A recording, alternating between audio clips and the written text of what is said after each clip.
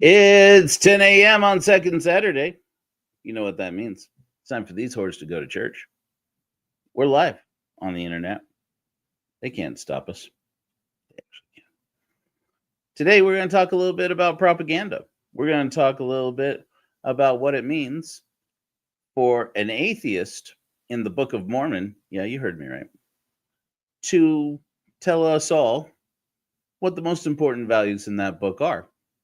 Yeah, this atheist is going to preach some Book of Mormon, but mostly we're going to talk about one of my favorite movies of all time, Back to the Future, and how it really can help us to reflect back on the lies we've been told all of our life about what it means to make a choice.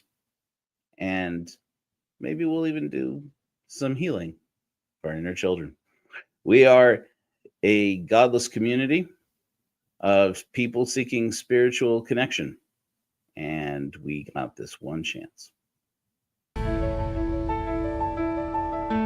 This is my one chance to prove Hitler wrong. Jesse Owens, one chance. I knew all along. This one chance to make them see. I have one chance to prove it to me. Raised in Ohio, the Klan couldn't break me.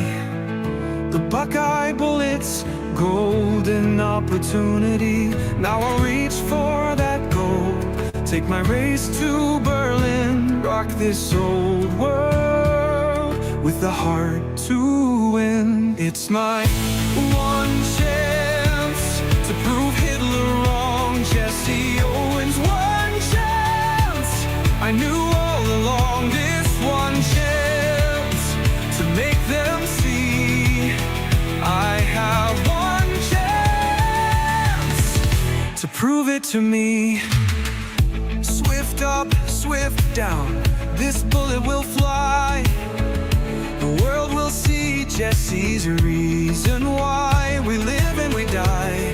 My only race to win is Jesse Owens' heat.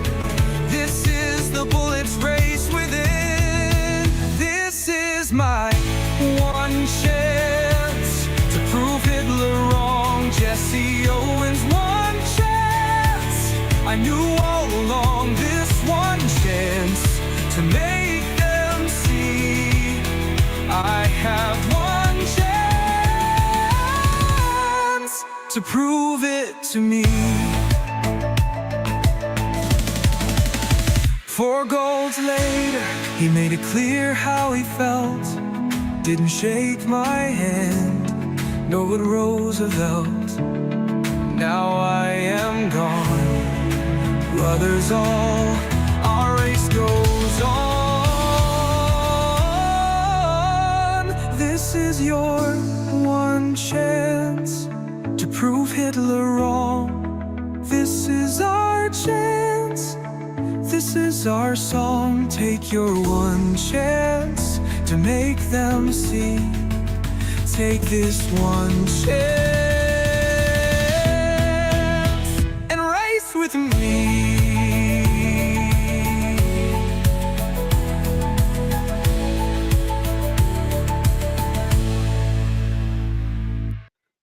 Good on you, Jesse Owens. Just wanted to take a moment to remind you all, and now that we have banners, welcome to church, everyone. We are godless people, in pursuit of spiritual enlightenment. And just the other day, on Friday, we celebrated the life of a hero of mine, Jim Lovell. As the commander of Apollo 13, a terrific astronaut. He was also the pilot of Apollo 8, and the man for whom we dedicate the symbol of the Church of Korihor, which is the Coads. Just see that up in your corner. In that corner. Sometimes I bring that up on the stage. Sometimes I don't. Anyways, passed away on Friday. So, I mean, man was old, but it really affected me. And it kind of brings in something together for me that I've been thinking about for a while. In the Book of Mormon, There's this character. His name was Korihor. It's the Church of Korihor. And I named the Church of Korihor after Korihor because he is one of the most remarkable people, one of the most remarkable characters in all of fiction. Yes, Korihor is fiction. I can't tell you how many times I've gotten into an argument over the last year with Mormons on the internet who are like, I can't imagine why anybody could be such a loser, so irreverent. Insert sundry Mormon word here. As to name a church after a fictional character. And but let me tell you, if you don't want to get kicked out of someplace, you don't answer that with, aren't you a member of the Church of Jesus Christ? You're not. The Church of Jesus Christ of Latter-day Saints, which honestly, it's by luck that the church we know as the Mormon Church actually got to keep that name. That's a whole other story. But in any event, there's this guy in the Book of Mormon, and he's fantastic. His name is Korihor, and I'm very much convinced that the spelling and pronunciation of that word is very much on purpose. Joseph Smith really, he had a sincere dislike of sex workers. I'm just gonna say it, and he had this idea about the world being sorted into tiers. We'll say what we could just guess. We can only make assumptions on why. But and who knows who would ever know if we were right or wrong. But anyway, but he said this thing, Korihor. I have said from the beginning, since I published the Korihor argument, that Korihor is Joseph Smith's conscience. He is Joseph Smith's super ego, and it's proof to me that of all the strange things, Korihor is proof to me that Joseph Smith was really a bad person. Always this fly when the light goes on. That Joseph Smith knew he was a bad person.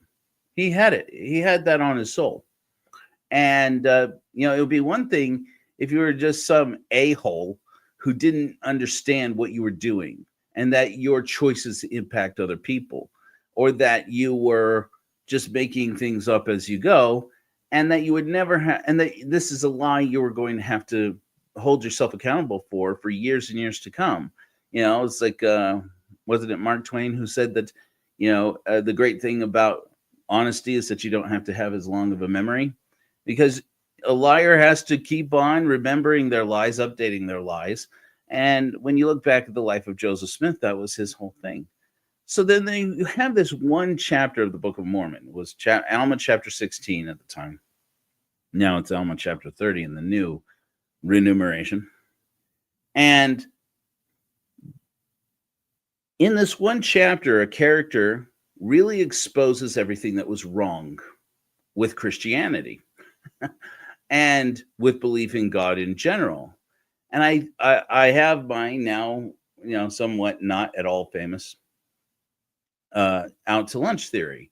I think Joseph Smith had worked it out in his head how the character Ammon eventually becomes Alma in the story was going to defeat Korihor in a great debate.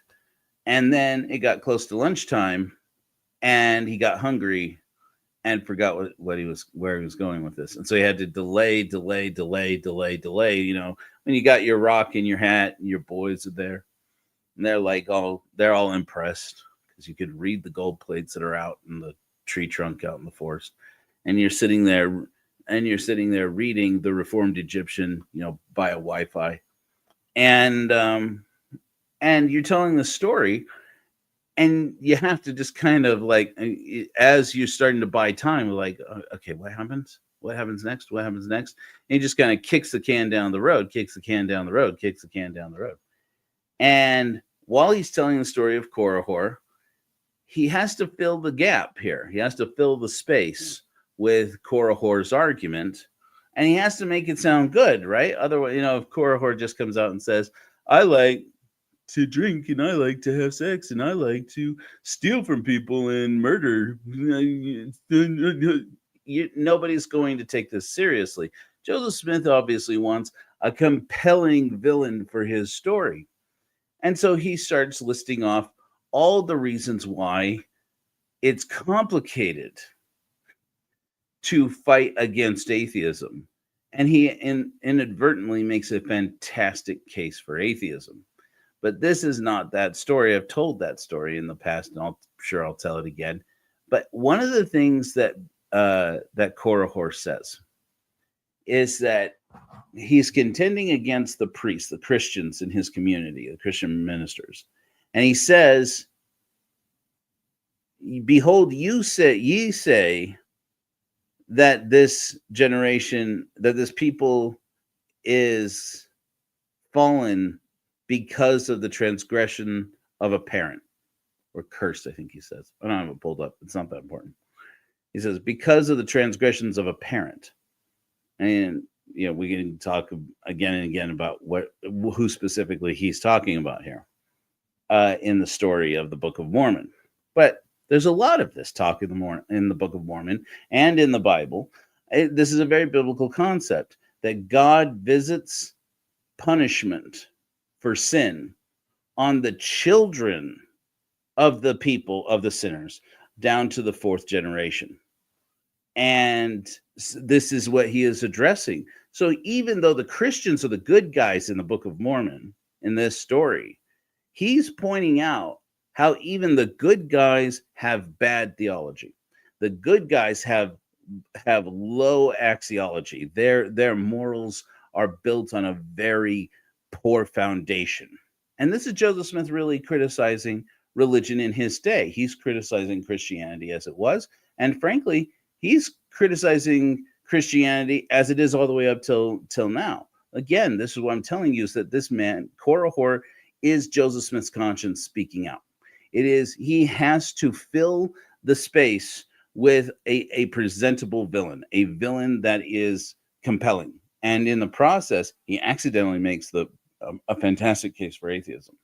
And to wit, at the end of his life, William Law had argued to other people that Joseph Smith was a deist at best, that he must have believed that there was a God, but they didn't actually think that God would do anything like what Joseph Smith had claimed, because that would be God intervening. That would be God putting his hand to the plow. And so Joseph Smith obviously has serious doubts about God. And so I have to look at this and say, wow, all of these years of covering for Joseph Smith as this shit-kicking dummy, and the farm boy who had a third grade education, was all about trying to convince the world Joseph Smith didn't know the impact of what he was teaching, didn't know the impact of what he was doing. And so, in any event, we're not here to talk about Joseph Smith or Korihor. But the thing that's interesting is how Korihor finishes that. Korihor says, ye say that this generation is a fallen, that this people is a fallen people and cursed because of the transgressions of a parent. Behold, I say that a child is not guilty because of its parents. You see this alluded to in other passages in the Book of Mormon, wise prophets who say these things, but it's only Korihor. It is only Korihor who really elucidates this principle. You can't be guilty because of your parents. Even in the Bible, in Jesus, they bring him a blind man and say, who sinned, this man or his parents, that he was born blind? And Jesus says, this isn't a punishment for anybody's sin. This is to demonstrate the power of God, and he heals the man. It's like, who wrote these stories? Why would they write them? First of all, we have to assume, we can't really assume that any of these characters in these stories, yes, including Jesus, were real people, or that their stories came from real people. Then and now, it was not important whether or not these people were human beings who were born with a mother and a face, and and the things we normally understand humans to be. Legends rise all the time in the history of religion, and it wasn't weird. It wasn't strange. Even in philosophy, there is to this day some serious question about who was real, Plato or Socrates or both. And it's a question. They don't really know. There's a good case to be made that these two people are one person. And so, we can talk about that and talk about that, but what they're responding to is real. Obviously, there's no reason why the book becomes popular. There's no reason why people continue to tell the story unless it's responding to the situation. And and I think that it's an important thing actually from the Book of Mormon, from the atheist in the Book of Mormon, but never mind do that. To understand not only is it not as a child not guilty because of its parents. A child is not guilty, period. Now that's a principle that actually is in the Book of Mormon taught by the prophets. I believe it was Lehi who said that that a child is that children are innocent, and that is the most important spiritual point I think we can look to in this day and age. Most of us in our lives, at some point, will have this uncomfortable realization that the world we grew up in was not like we think it was. And you'll hear people say this, especially conservatives, who will say, I just don't recognize the America I'm living in. But liberals will do it too. I mean, we look at it and we say, is this America as I knew it? Is this America as it was? And it can be very disorienting to really confront the truth that you don't know. You don't know what America was like when you were a kid. You were a kid. And now if you raise children and you have sheltered your children from the world as it is, you'd know that. Children don't understand what's going on. They don't know what mom and dad do when they go out at night. Mom and dad, oh yeah, every Friday night they go out to to a movie and to dinner, and maybe it's that simple. But how would you know if your parents didn't go to the neighbor's hot tub and hook up a foursome? We don't know. I mean, look, I'm not trying to be gross. I'm just saying, you don't know. Even if your parents went out to the club, what if they went out, they got changed somewhere into their clubbing clothes and went out and started doing lines down at the club and stayed out late, not because they caught a late movie, but because they were coke fiends. You don't know. So that may be drastic. That may be an exaggerated example, but I do those. The whole point here is we think we understand the world on this basis of how images are projected into our minds as children about the world before you got here was like this. The world as it is now is like this. You are responsible to carry forward what, either what was lost or what is represented by progress. And based on whether you're trying to get to the thing that America should be or that the world should be, whether you're trying to get to the world as it should be or whether you're trying to recover the world as it was, that's what we generally refer to as progressive or conservative. And which one is true? The reality is they're both false, because you don't know the world as it was supposed to be. There was no plan for how this world was supposed to be. And you don't know the world as it was, neither do your parents. Nobody knows the world as it was when you were a child. You come to be aware of the world as you grow older. And it's not surprising that it gets disenchanting. When I was a kid, one of my favorite movies was Back to the Future. Those of you who are out there now or in the future who haven't seen Back to the Future, this is going to be chock full of spoilers, end to end. You're still going to love it. It's a movie you can watch again and again and again and again and love it over and over and over and over again. When I was a kid, I figured out how to do this.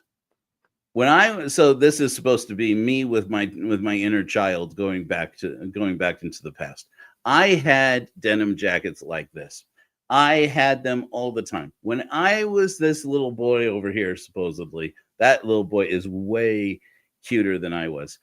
When I was this little half Mexican boy, I was absolutely convinced I was Michael J. Fox. No question about it. Michael J. Fox was the epitome of cool. He played the guitar, he could sing, he had a girlfriend who was super mega hot. I thought that Claudia Wells was like the fittest, right?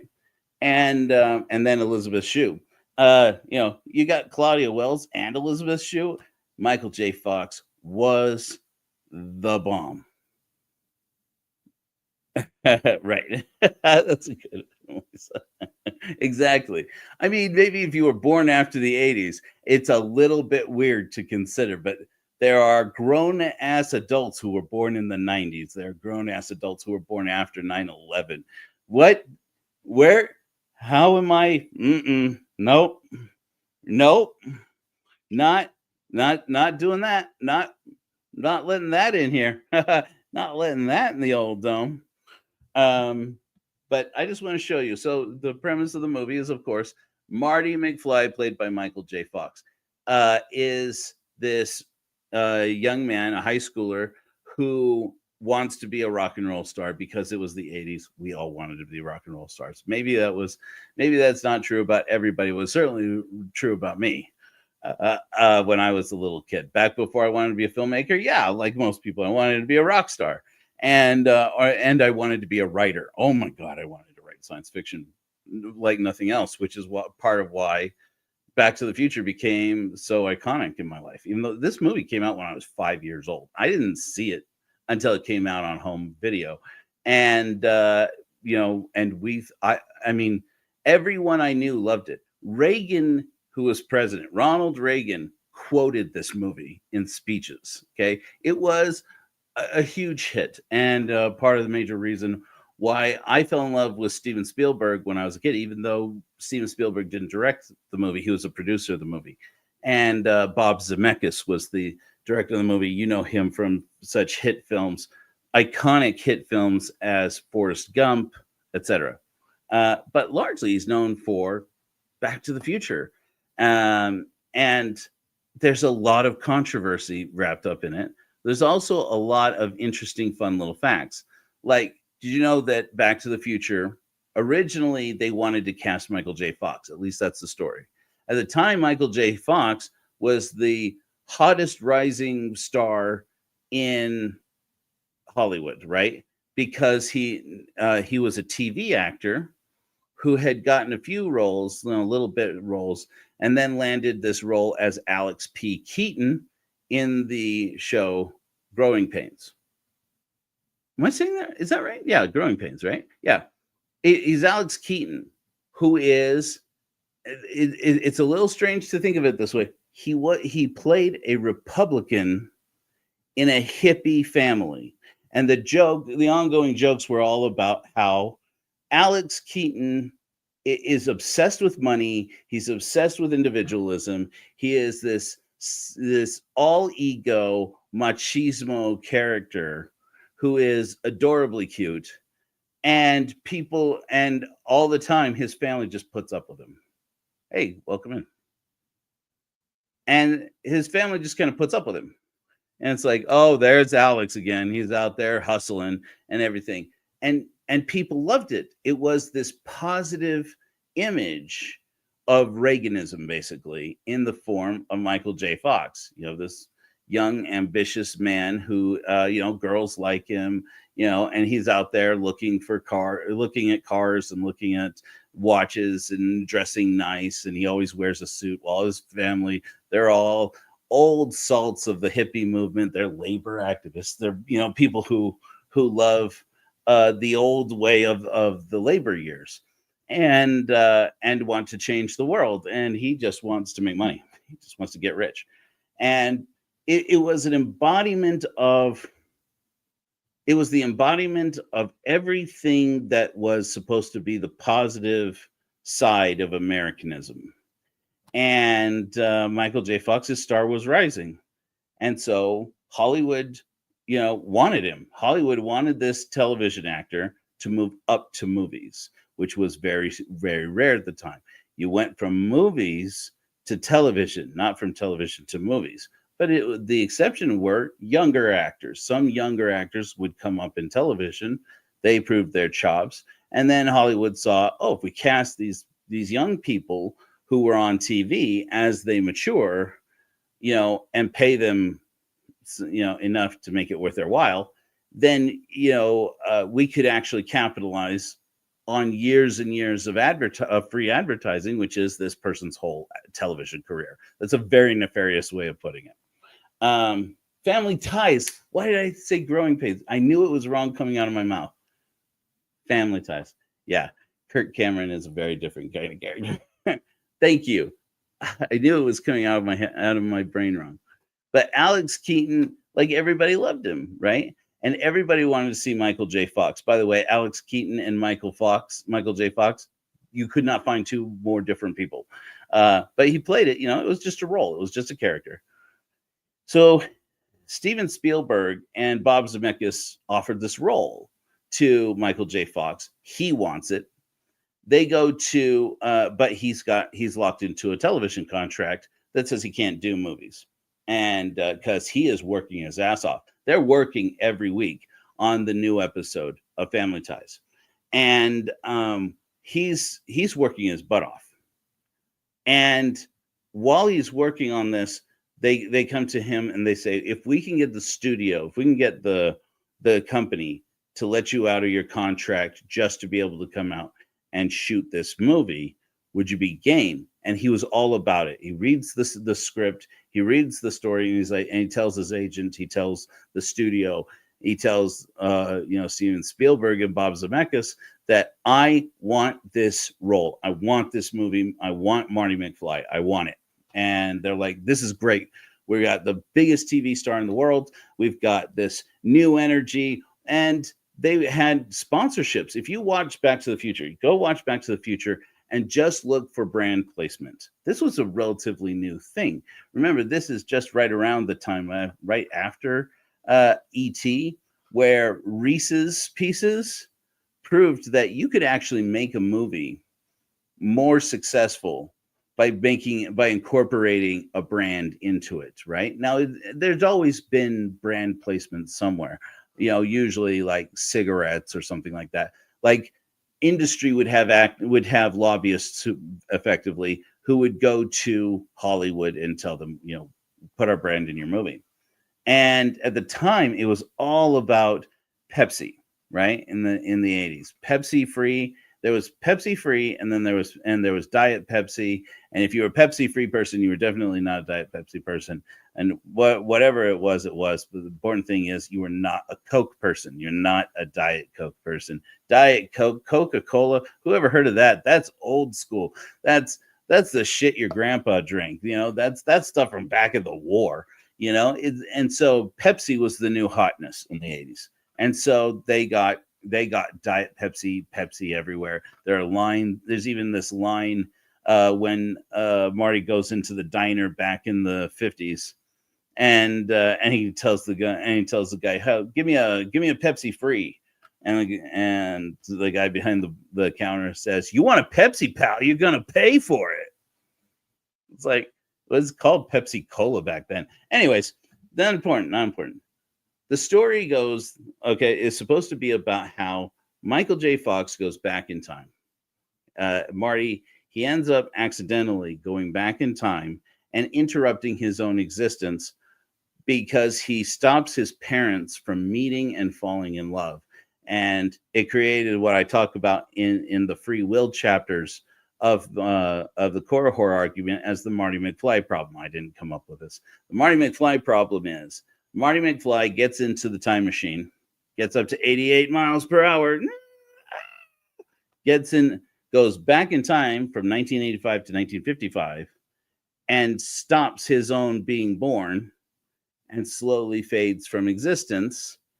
And as they were going through, right, this is a sugar-free Pepsi. This is the beginning of that whole zero thing. That shit started back in the 80s. And so they were like, and he's coming in to the 1950s, And going back, going from the 1950s back to 1985, he's slowly disappearing in a photograph with his older brother and older sister. They start disappearing because that's apparently how time works. This is, of course, the most iconic film for. Wait a minute, how does time travel work? How does it work? And you have to suspend disbelief. You just have to let it go. Just have fun. Just let it go, right? So he's interrupting his own existence. But if he interrupts his own existence, who gets into the DeLorean in 1985? If Marty McFly is never born because his parents never fall in love, and souls apparently don't get born somewhere else. If Marty never gets into the DeLorean in 1985, then who goes back and stops the birth of Marty McFly? In some models, you would say nobody. It breaks the universe. This is the reason why time travel is not actually possible. You would break the universe because nothing about the universe would make sense anymore. Other models say differently. We don't know how that works because nobody even knows that any of this is possible. It probably isn't. But in any event, but it's interesting for me because I think about, like, if I had a DeLorean now and went back to my life, what would I change? Points in my life, I'd go back and I would snuff out Joe Rollins being born altogether. But then who would get into the DeLorean to go back? And it's the Marty McFly problem. In my book, The Korihor Argument, now over, like 12 years old, I mentioned Mary, the mother of Jesus. Supposedly, all of God's plan, the sacred plan of happiness, hinges on that he's going to have a son born in the meridian of time to what is traditionally held to be a 14-year-old girl who is a virgin. And according to Brigham Young, I believe it was, in the Mormon doctrine, that he was conceived in the old-fashioned way, right? And so it's like, yeah. That I was listening to a show. What's that show with Jim Bennett? Where they were talking about earlier. He mentions these two Mormons are talking about problems they have with Mormon doctrine, Mormon theology. And Jim Bennett says, it's traditionally held. He's like, I don't know where it says in the scriptures, but she is 14 years old. And he's like, and in Mormon doctrine, it's held that that Jesus was conceived the old-fashioned way. And he says, my heavenly Father I pray to doesn't do that. And it's like, there's a moral conflict going on inside these Mormons nowadays. Back in the day, I'm sure there were at least some people who felt similarly when it was said that way. But then, of course, there must have been so many people who just let it go or just didn't like it. And if you didn't like it that the prophet had said this, you just kept it to yourself because it was dangerous not to. I assume. I wasn't there. But this whole Marty McFly problem is an interesting conundrum because it's not just that. If you could sit there and think about one of my favorite lines, I've talked about this before. One of my favorite lines from a song that's very important to me is Paul Simon's Slip Sliding Away. And Slip Sliding Away, he has this line that goes, I knew a woman became a wife. These are the very words she uses to describe her life. She said, a good day ain't got no meaning. A bad day is when I lie in bed and think of things that might have been. And boy, isn't that the truth? If we could go back and change some aspect of our lives, most of us would probably choose to change our major. Most of us probably would have chosen to marry a different person or go after the one who got away, or not marry so young or marry younger, start having children younger, wait to have children. You would make all these different choices, knowing what you know now and being the person that you know now. But of course, once again, you've got the Marty McFly problem. If you had not gone through those challenges, if you had not made mistakes, how would you have learned the things that you learned to get so wise? How would you have grown to be the person that you are now? Maybe some things we just learned through experience of watching other people. Maybe some things just happen as our brains mature. But then maybe some things, are for younger minds. Maybe some things if you lived your life as a child, you'd probably went back and became a child again. You'd probably be a lot more careful with yourself. You'd try less things. You would study harder. You would work more. You would do all these things. And guess what? Along the way, you might have lost the fun of what it meant to be a kid. And that being a kid is supposed to be about making mistakes. Well, of course you're making mistakes. You're living in this world and you have no damned experience. And you are inexperienced at being alive. And that's what being a kid is. It's not that it was intended that way. It's just the nature of being a child. So that's why a child is not guilty. But so here's some interesting facts I think you might like about Back to the Future. I don't know. I just throw it in to have fun. Claudia Wells, right? Claudia Wells plays Jennifer. She is Marty's girlfriend. And girl, she was my pre-Leia. And I thought she was the cutest thing in the world, right? She got cast in the movie as the girlfriend of the original Marty McFly. Michael J. Fox, they offered him the role, but the studio for family ties wouldn't let him out of his contract to shoot the movie. And so they couldn't hold up production on the movie. So they cast Eric Stoltz. Let me show you this picture. This thing will, if you haven't seen this, it would blow your mind. Hold on. I just kind of threw this into my downloads at the last second. All right, take a look at this picture. Okay, on the left, that's the original Marty McFly. On the right, the Marty McFly we all know and love. On the left, it's Eric Stoltz. Suffice it to say, it wasn't working. No shame on Eric Stoltz. Very good actor. But he just wasn't Marty. And on the right, the set on the right there, of course, that was Michael J. Fox. And everything about Michael J. Fox is just Michael J. Fox in Marty McFly. Marty McFly is Michael J. Fox. They are the same. The role was apparently created for him from the beginning. That's at least the way the producers have always said it. Who knows whether or not it's true? The whole film is, after all, propaganda. And there have been so many lies told about this. Anyways, so Claudia Wells was cast as Marty's girlfriend, Jennifer, as I understand it, particularly because she was shorter than him. I don't know if you can tell by looking at these pictures, but Eric Stoltz is significantly taller than Michael J. Fox.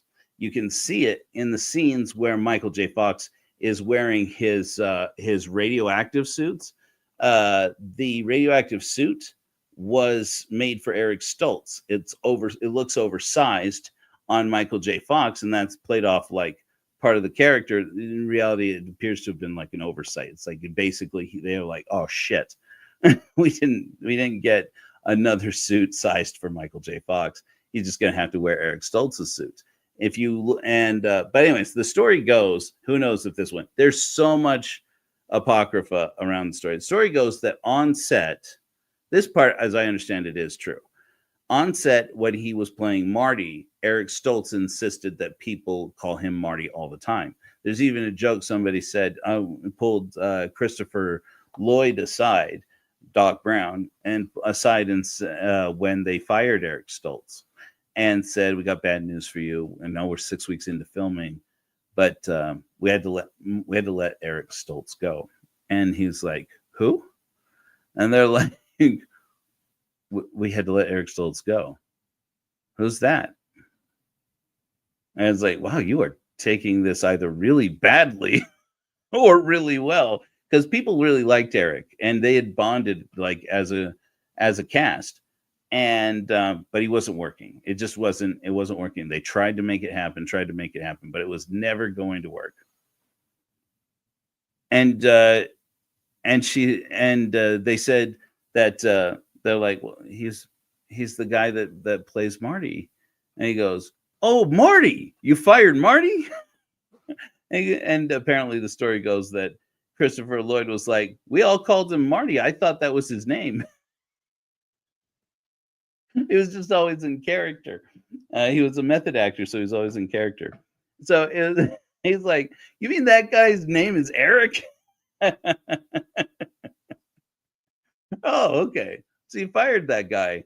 What the hell are we gonna do? And it's like, well, we're gonna have to reshoot all these scenes. What? So for a time period, what they did is this. They finally went back to the studio. The story goes that uh, one day Steven Spielberg got into a screaming match with Eric Stoltz. As I understand it, this probably did not actually happen, but it's again one of these stories that came out of the legend of the making of Back to the Future. And Marty is or Eric Stoltz is walking on set, and Steven Spielberg calls out to him and says, "Hey, Eric, can I have a word with you?" And he doesn't answer because he's Marty. And he's like, "Hey, Eric, can we have a minute with you, please? Can we just have a word?" And he doesn't pay attention to him. He just keeps walking onto the set. And finally, that Steven Spielberg gets on the megaphone and says, "Eric, I need to talk to you right now." And Eric Stoltz turns and says, "My name is Marty." And the guy, he says, "I am Marty." And Steven Spielberg gets on the horn and says, "Actually, you're not. That's what we need to talk about." And that's how he learns that he's been fired, because they finally got a hold of the studio and said, "You guys are killing our movie here. We'll give you more money. We'll work around his schedule. We will make sure that he can do both Family Ties and Back to the Future. Whatever we have to do, this role is for Michael J. Fox and no one else." And they convinced the television network to let him out of his contract. And so, or to at least let him to do this. So what they would do is all the scenes that they could shoot at night, they would wait until Michael was finished filming or rehearsing for Family Ties during the day.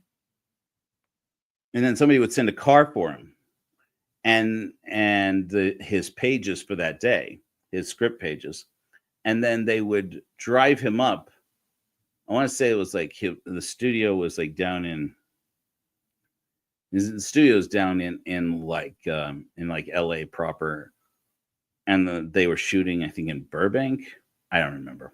Anyway, they would send a car after his taping, or after the live taping. They would send a car to pick him up, had the pages in the car. He would read the pages and or nap on his way out to the set, get changed as soon as he got out of the car, and they were rolling, shooting all the night scenes. So the scenes at the Twin Pines Mall, which if you look at the signs, actually becomes the Lone Pine Mall at the end, because Marty runs over one of the pine trees of old man what's his bucket, who's had this crazy idea about breeding pine trees, but Marty ran over one of them, so Twin Pines Mall becomes a Lone Pine Mall.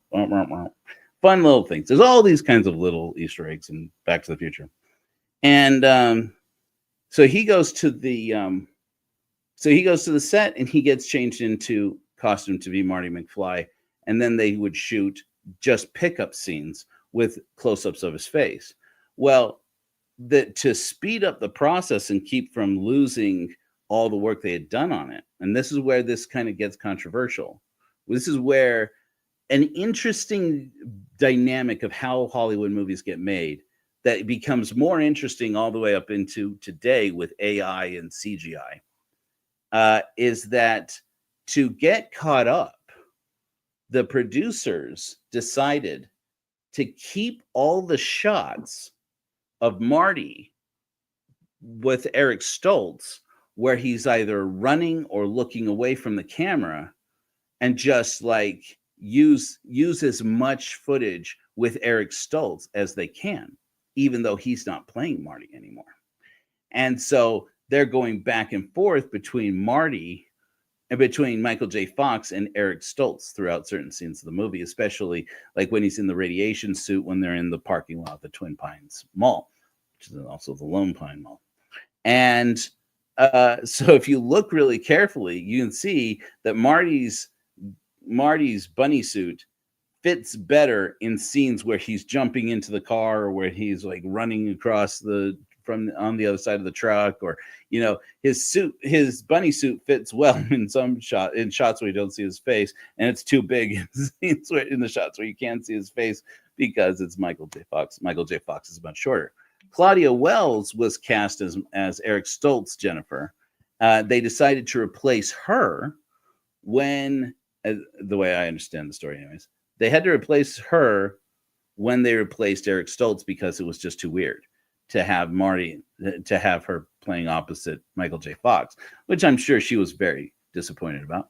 But then the girl that they cast as the replacement Jennifer was taller than Michael J. Fox, who was 5'8". And she's like, and I'm 5'4". Here's Jennifer again. And so she got cast again. And she tells this story. This is my retelling of it. I think it's like the most adorable story ever. Claudia Wells has told the story for years that she, like in her scenes, her scenes with Michael J. Fox, where they were like where they're like doing the school scenes or the clock tower scenes, the save the clock tower. She said that she's walking along and Michael J. Fox, and they're like, come on, be boyfriend, girlfriend, be boyfriend, girlfriend. And Michael J. Oh yeah, no problem. So Michael J. Fox takes his hand and wraps it around her and sticks his hand in her back pocket. Right. And it's a little Alex Keaton in there, right? But and she said that she was like immediately like flustered, like, because that's a thing real boyfriends do. She knew because she had seen couples in the cafeteria in high school. See, the story goes that Claudia Wells grew up like super Christian, and her mom didn't want her dating boys, and so she went to prom by herself. And so all her high school experience, she didn't have a boyfriend. And then all of a sudden she's out of high school. She's working in movies. She's modeling. She's on a TV show. She's got all this stuff going on. She didn't have boyfriends. She didn't date boys. She was focused on her career. And she says, and then all of a sudden I'm walking down a street on camera with Michael J. Fox, and he reaches around, puts his hand in my back pocket, touching my butt. And it's like, oh my gosh, it's like a real boyfriend. The story goes that the two of them really hit it off, like, and he was really cool about it. Like he would like say, hey, I got a car out, because they would talk about music because Marty's a musician and she's the musician's girlfriend. And he's like, oh yeah, it's like Led Zeppelin or something. It's got like a blah, blah, blah. And she's like, I'm going to have to confess to you, I don't know what you're talking about. I grew up in a very Christian home where we don't listen to rock and roll music. We don't listen to church music. And he's like, what?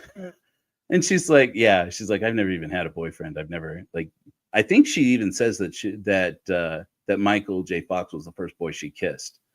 And so she's like, I've never even had a boyfriend. And he's like, pfft. And so like they would break, and then he would he would play music for her in his car or whatever. I don't remember what the exact story, but he would like play music for her. And so he would like play like he was her boyfriend like all the time on set. So anyways, it's a cute story. But then they got to the end of the movie, and we're gonna watch a scene here. You wouldn't even tell, and it's a little bit embarrassing. Like some people could tell, some people couldn't tell. They eventually wound up making Back to the Future 2, and they start Back to the Future 2 with the same scene as that closing scene from Back to the Future. That was a decision made later. It's long been played up like this was a really clever way that they shot the movie, so that knowing they were going to set it up for a sequel, that they were setting it up for a sequel. They did not. They wanted a sequel, obviously, because money. But they actually wound up replacing Jennifer. They replaced Claudia Wells with Elizabeth Shue, who was a much more well-known actor at that point, I think. I think that's after they did. Isn't that after she made Adventures in Babysitting? And so I don't remember, but it's around that time. Elizabeth Shue's star was rising, but that's not why. They came back to all the main cast and said, "We love it. We're loving this movie. You know, it's going to be super popular. We've really pulled this one out of the fire. We're thinking there's going to be a sequel. We want you to sign a contract to come back and be in the second movie if there's a sequel."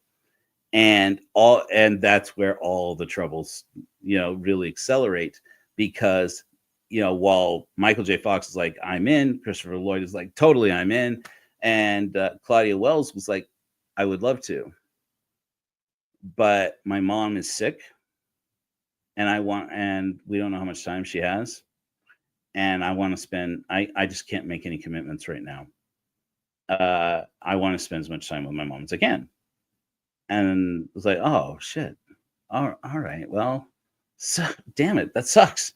All right, well, we'll figure something out." The thing they figured out is they recast her with a girl who doesn't look anything like her, and like, not everybody noticed. It's like, oh shit. Even I didn't know that for like years. I'm like, "Oh, that's a different girl." Oh yeah. But then I wasn't allowed to watch Back to the Future 2 because it had too much boobs in it. And my mom didn't like that.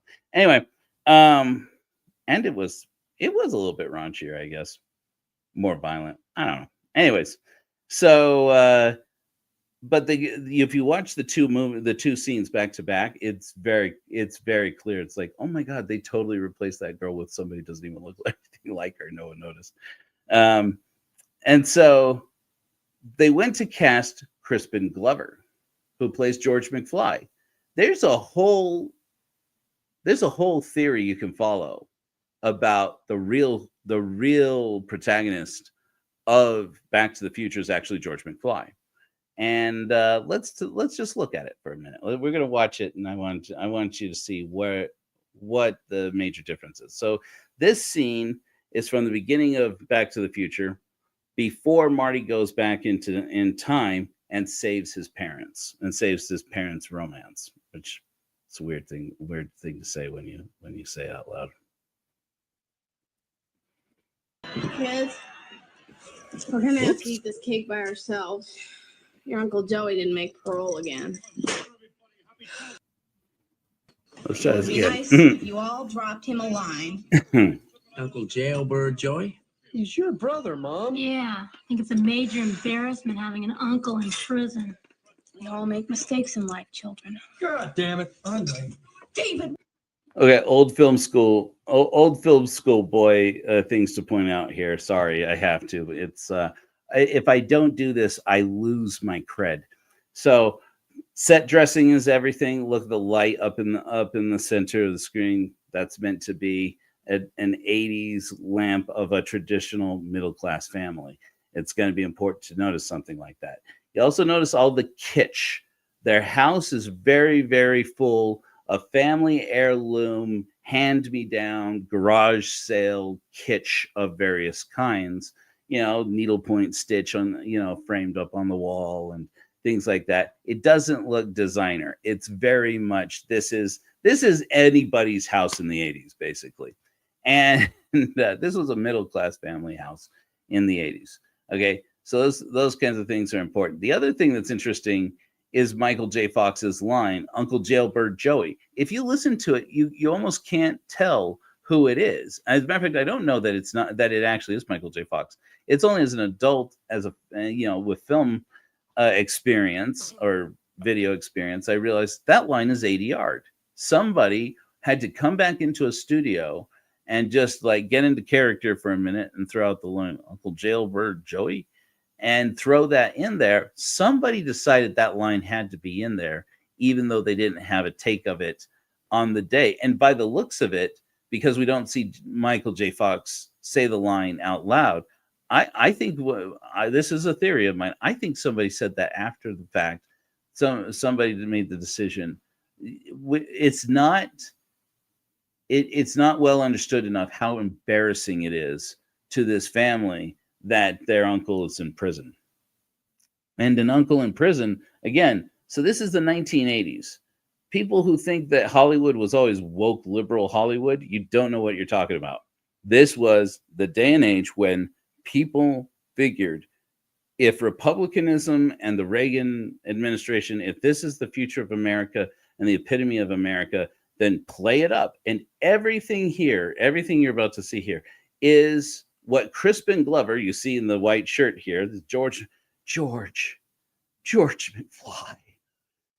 He's, this is everything that becomes the reason why he is not in the other Back to the Future movies, is that he himself has called out. People have labeled him crazy for years and said that he is crazy. He doesn't know what he's talking about, and he's just got these wild harebrained ideas about the world.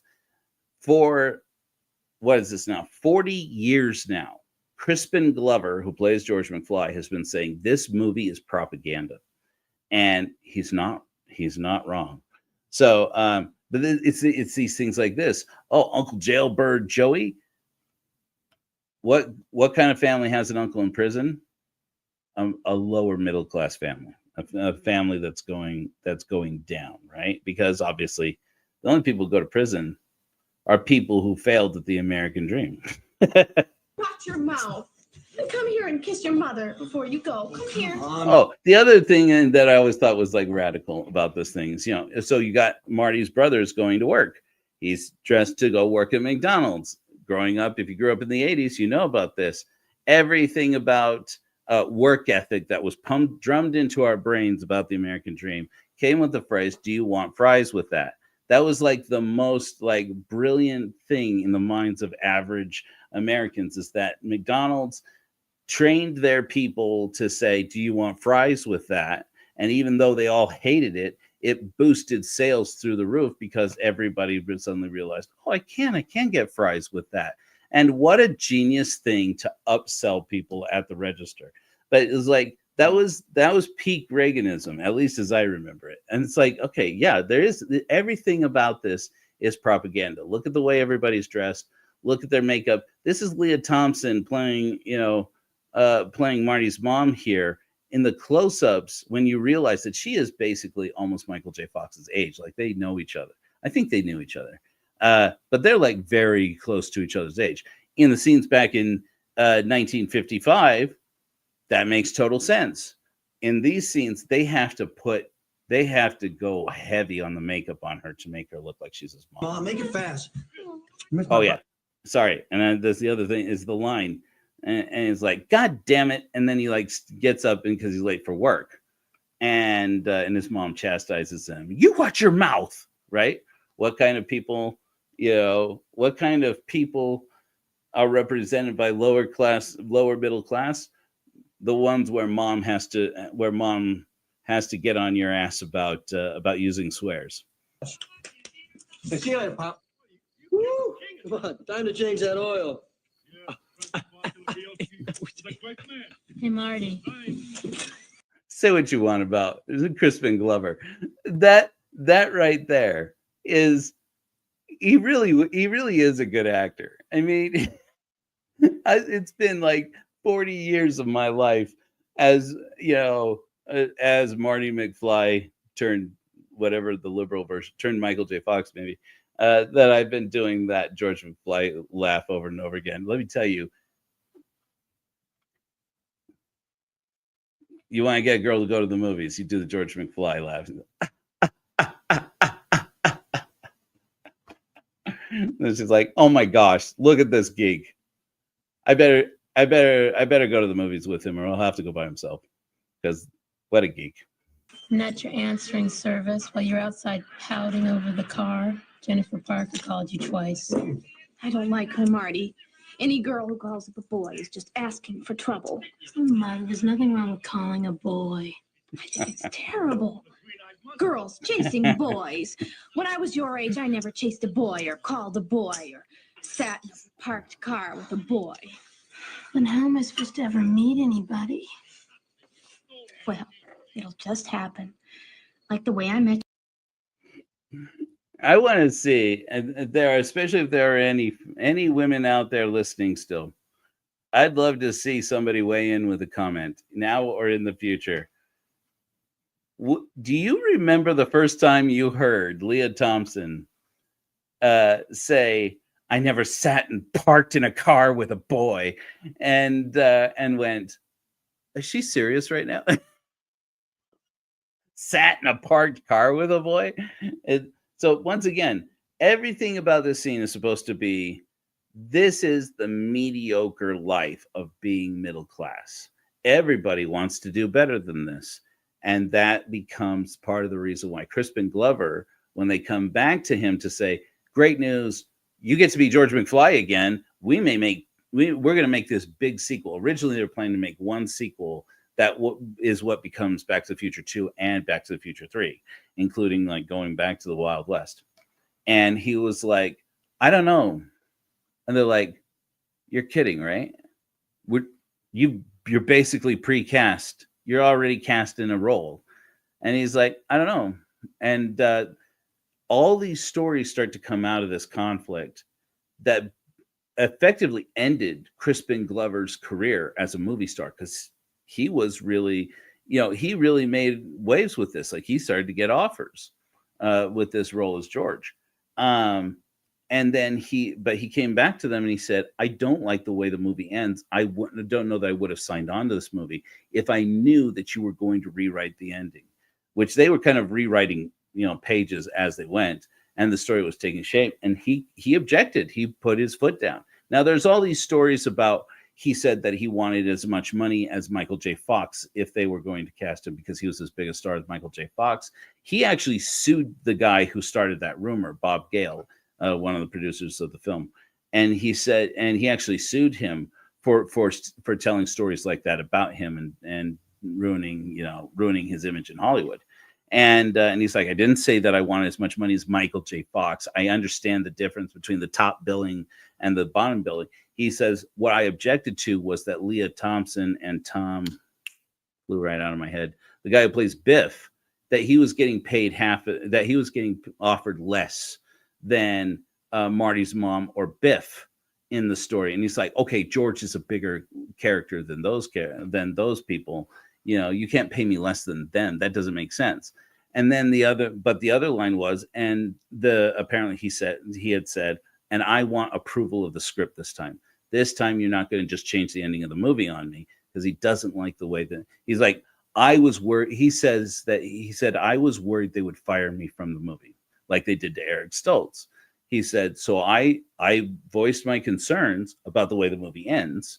And so much about the movie, he's like, it's all great. It's a great movie. I love the way the ending is fine, apart from one aspect. And he said, it's propaganda that says that if you are ambitious and courageous, and if you, like George, and you learn to stand up for yourself, be your own man, pull yourself up by your bootstraps, you will achieve maximum happiness. He says, which is that he gets the girl. That's the point. He gets the girl. They fall in love. They have a family. And he's like, but then you guys changed it to he becomes a famous author and he makes a bunch of money and their whole life is about being rich.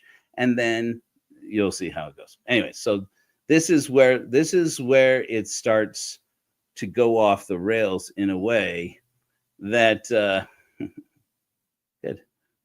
It starts to go off the rails in a way that starts to rub Crispin Glover raw. And he's like, no, I don't think I will sign on for another movie. You're going to have to make it without George. It's your father. That was so stupid. Grandpa hit him with the car. It was meant to be. Can I just say, if you know, right? Anyway, if Grandpa hadn't hit him, then none of you would have been born. Yeah, well, still don't understand what Dad was doing in the middle of the street. What was it, George? Bird watching? What, Lorraine? What? Anyway, your grandpa hit him with the car and brought him into the house. He seemed so helpless, like a little lost puppy, and my heart just went out to him. Yeah, Mom, we know. You've told us this story a million times. You felt sorry for him, so you decided to take him to the fish under the sea dance. No, it's the enchantment under the sea dance. But the reason why you laugh, spoilers. I told you there's spoilers all throughout. If you haven't seen Back to the Future, it's too late. It's too late. No, go still see it. It's one of these movies that you know how everything is going to go, but you still want to watch it again and again. Empire Strikes Back, I've always said, is like that. You know how it's going to go. You know what the big reveal is. You know what what happens in the movie. You still watch it. You still watch it over and over. It's a rewatchable movie.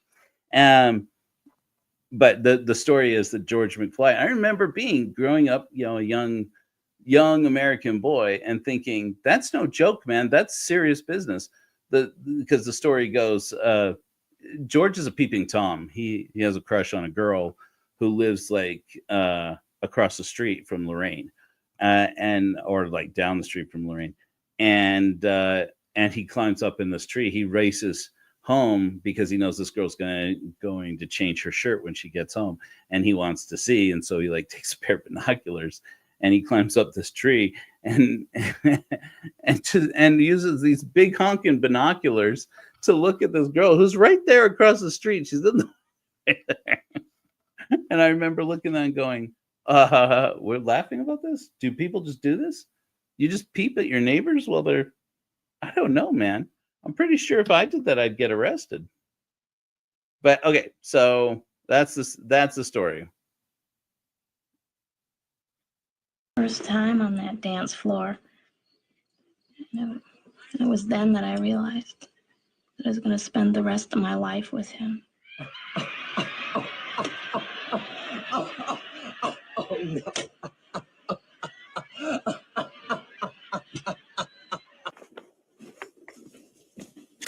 Okay, so now this is fast forwarded to the end of the movie. So now, the thing to point out here where Crispin Glover might have a bit of a problem, that the producers are like, okay, we're the producers, you let us make the movie. And is that in this version of the story, he does get the girl. He's got Lorraine, and their life is the life they have made together. And it doesn't look glamorous. It's not fancy. It's not happy-go-lucky. She puts on weight. Leah Thompson, they had to fit her with a fat suit so that she would look heavier, because lower middle class people are fat, except for George, who is skinny because he's a geek, or whatever. They've made this whole aesthetic for what it means if you just made it mediocre in life. You could have been great, but you gave up on yourself. You gave up on this. But it's like, wait a minute, he's got the girl. So what actually changes in the end of the movie? So they decided to rewrite the end of the movie, which, if you know the story, then you know it. If you know the story, then you know what happens is that George comes out to rescue Lorraine when Michael J. Fox is putting the moves on her, when her son is putting the moves on her in the car as a ruse to try and get that Michael J. Fox's character that Marty has come up with. This is Marty's plan. Me and my mom were going to be in the car. He doesn't tell George that he's their kid, but he's like, this is what's going to happen. She wants me to take her to the dance. Ugh. My mom wants me to take her to the dance. Ugh. And he's like, I'm going to take her to the dance. We're going to start. And he explains to him this famous scene. I probably should have clipped this scene because it's a good one. And because he's talking to George, who's hanging out clothes on the line out back. And he's like, you're going to see us wrestling. She's going to get very upset with me out in the car. And George, his dad, says to him, why is she going to get upset with you? And he says, well, because, George, nice girls get upset when boys try to take advantage of them. And then Crispin Glover, it's so great, grabs this, like his sister or his mom's bra or whatever, and he's like, oh, you mean you're gonna touch her on her? And he's like, no, George, look, don't think about it. Because this is Marty's plan, but he's not looking forward to it. Then he goes out and finds out his mom has parked in cars with boys, and she drinks. And she's drinking in the movie, that scene we're just watching. Everybody's drinking Diet Pepsi except for her. She's drinking alcohol. She's drinking liquor. And so this is part of the motif. She has gained weight. Her skin is kind of saggy and bloaty, and she's drinking. and she's making cakes and she's just serving them in the cake tray, and to celebrate that her brother making parole, but he didn't.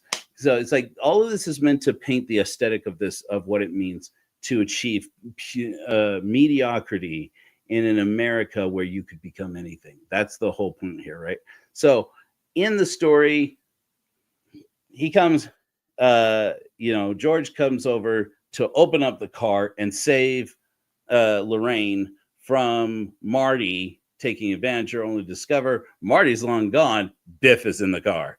And in that moment, this is the reason why why some of us have been saying, I think I've been saying this probably, I've been saying this before I knew that this was a thing.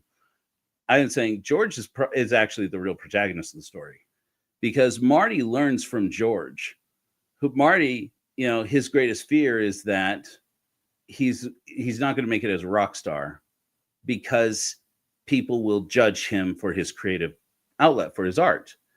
And he learns, going back in time, that his father, who is like an engineer in the future, that his father writes science fiction stories, stories about aliens from outer space coming down, and it's like, get out of town. I didn't know you did anything creative. Well, let me read some of it. And he's like, oh no, I never let anybody read my work.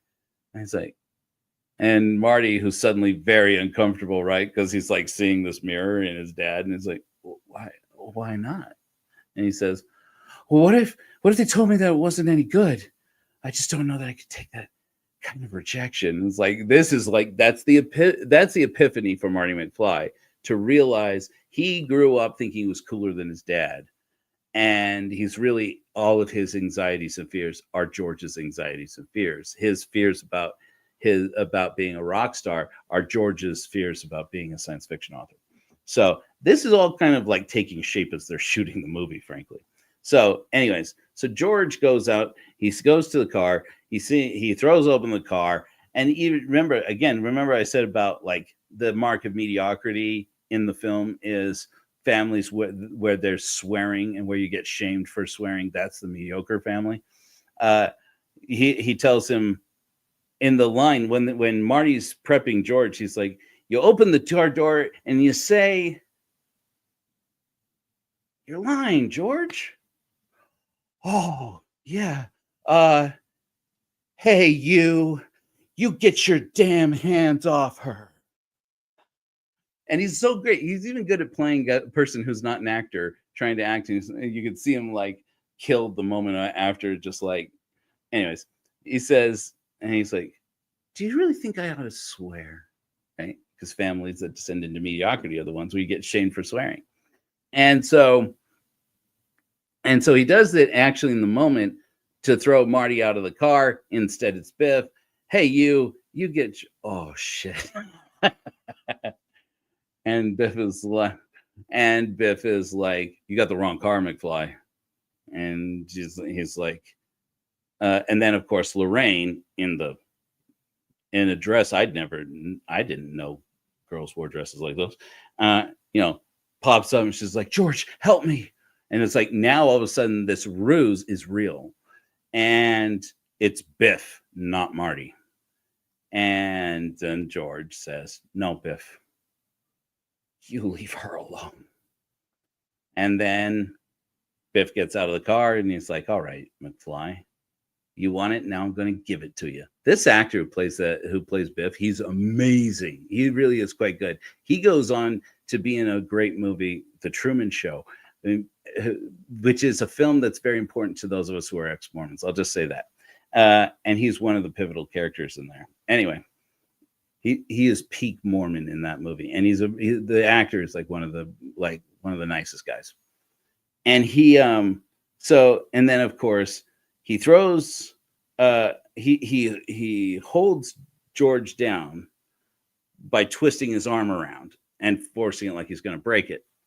And when Lorraine comes to George's defense and comes out and starts hitting him, like she could run off, she doesn't. She jumps out of the car, and then Biff easily throws her down on the ground, and she actually bounces. I think that I even read somewhere that like they had to put like a little mattress on the ground so that she would get more bounce because she's in the dress. And and she bounces like on the ground, which causes him to laugh. And then he starts laughing. That pisses George off. You see George's fist form up, and he turns around and hauls off, knocks Biff out cold, and then he's Lorraine's hero. You wonder where the toxic masculinity comes from. Here it is. But it's like, how much is toxic? How much is not toxic? It's a good question. So, in any event, after that moment, Marty still doesn't reemerge. Marty doesn't emerge in the picture. He's still disappearing from the picture because the moment that Lorraine falls in love with George and decides that she's going to spend the rest of her life with him, again, nothing, no propaganda to see here. Nothing to see here. Nothing about gender roles. Nothing about what girls want, what boys want. Is the moment when George kisses her on the dance floor. So Marty has to go back in. It's like, if you guys don't kiss, they don't kiss. If you guys don't play, then they can't kiss. Then if they don't kiss, they don't fall in love. And I'm history. And they're like, and the band, was Chuck Berry's cousin's band.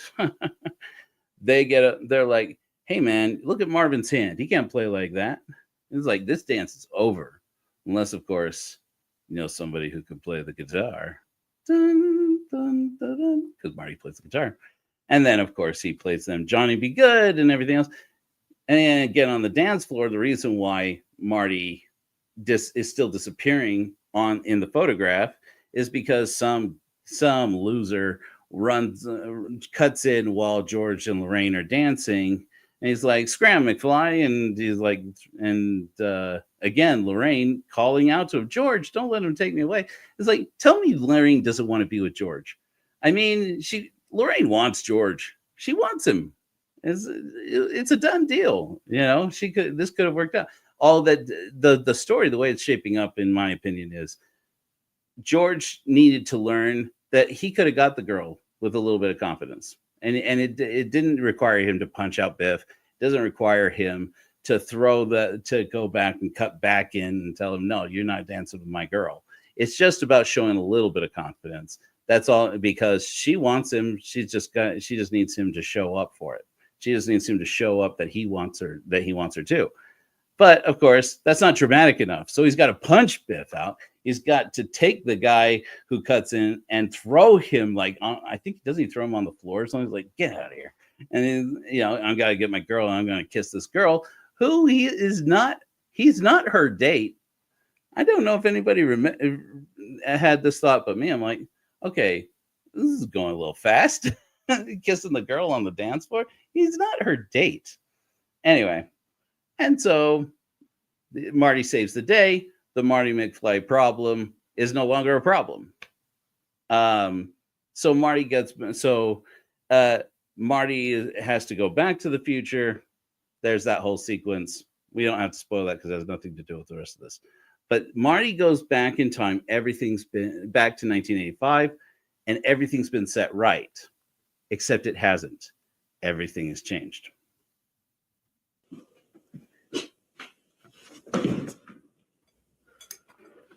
Well, if Paul calls me, tell him I'm working at the boutique late tonight. Linda, first of all, I'm not your answering service. Second of all, somebody named Greg or Craig called you just a little while ago. Well, which one was it, Greg or Craig? I don't know. I can't keep up with all of your boyfriends. Hey, what the hell is this?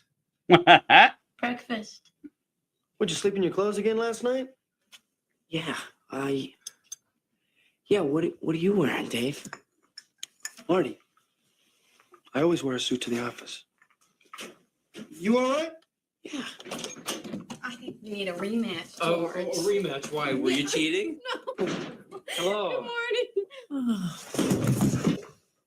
Mom, Dad, did you hit your head? You guys look great. Mom, you look so thin. Why, thank you, Marty. George. Good morning, sleepyhead. Okay. Not to ruin your favorite movie and mine, one of mine. No old lady makeup. No bags under the eyes. No fat suit. Lorraine in 1985, the new updated 1985 looks like Lorraine from 1955 with a different haircut. She's skinny. She's there. It's first thing in the morning. They've been out playing tennis, so she's not hungover. She's not drinking, because getting drunk, going to church and getting God and shaming your children for swearing and like being ultra conservative in that way, gaining weight, eating a bunch of sugar, not even taking, filling your house with knickknacks and kitsch from garage sales. That was middle class shit. This is upper class shit. They've got all the look at the place, right? They've got designer art on the walls. They've got designer lamps for 1985.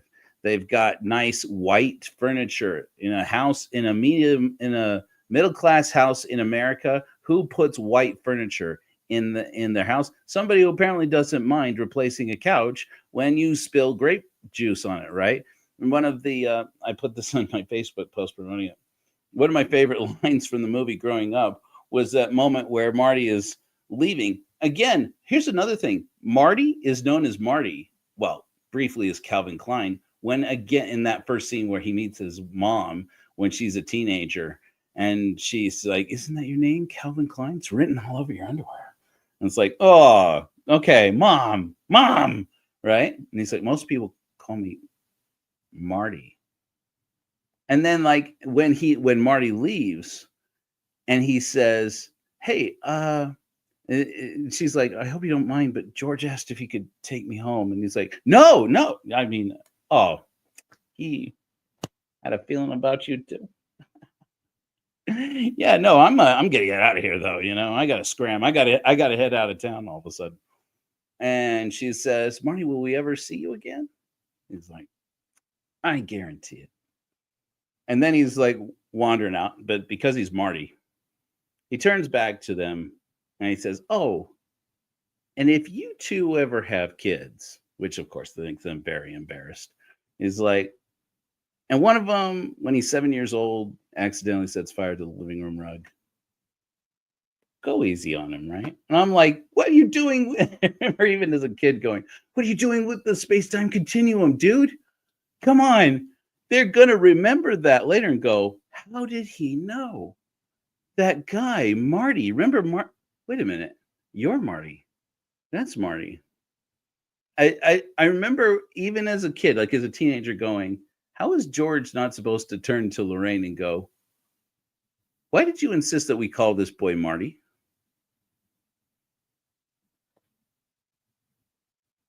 Who is Marty? Have you been seeing Marty this whole time? Is that my kid? I remember that too. Like, if she insists on calling him Marty, isn't George going to go, what was your deal with Marty anyway? Why is this boy Marty? What? I mean, it just seems weird, right? Because of course, the next thing as soon as Marty leaves, she stops. She goes, "Marty, such a nice name." And the Oedipal complex is like legendary here. Morning, Gabe. Morning, Mom. Elena. Oh, Marty, I almost forgot Jennifer Parker called. Oh, I sure like her, Marty. She is such a sweet girl. Isn't tonight the night of the big date? What? What, Ma? Aren't you going up to the lake tonight? You've been planning it for 2 weeks. Well, Mom, we talked about this, but how can I go to the lake? Car's wrecked. Wrecked? When the hell did this happen? And why am I I'm told? sure the car's fine. Why am I always the last one to know about these things? See, there's Biff out there waxing it right now. Now, Biff, I want to make sure that we get 2 coats of wax this time, not just 1. Just finishing up the second coat now. Now, Biff, don't con me. I'm sorry, Mr. McFly. I meant I was just starting on the second coat. Yeah, Biff, what a character. Always trying to get away with something. So the little piece of Back to the Future lore. Crispin Glover, who plays George, has hinted for decades now that Biff was not really in this scene at all originally. Again, this is why he apparently said, if I'm going to come back for Back to the Future 2, I want to see the whole script. I want to be able to sign off on the changes you make, because I don't like the way that the movie was changed while we were shooting. I just don't want to be a part of it. Crispin Glover has, again, while Hollywood has shamed him, is like, what is it with this guy? He's so weird. And it's like, Crispin Glover has said for years that Back to the Future became propaganda for Reaganism, and that he didn't like it. He didn't like being a part of this. And part of it was that he has said, I'm not going to tell anybody about it now. I'm just keeping he's bro-coding the secret on this. He said, but originally there were servants in, there were people who served the McFly family in the altered future, and it wasn't good. And people, I was listening to a radio interview he did a few years ago, and they're like, what, did they have slaves or something? And he's like, maybe one day I'll write it down in a book. But as far as I know, nobody really knows what it was, what he's alluding to. But it's Biff. Well, Biff gets knocked out once in high school. Now he owns his own business, right? That's something, auto detailing business, Now they've switched roles. In the first movie, in the first scene, Biff is George's supervisor because of his confidence and because he bullies people and pushes people around. And now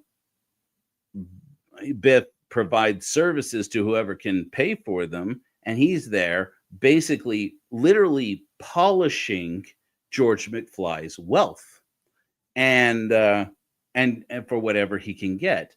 They have switched roles in this 1980s Reaganite version of what it means to be mediocre versus what it means to be successful.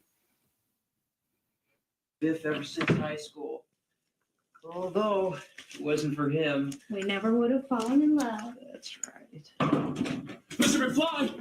Mr. McFly, this just arrived. Oh, hi, Marty. I think it's your new book. Honey, your first novel.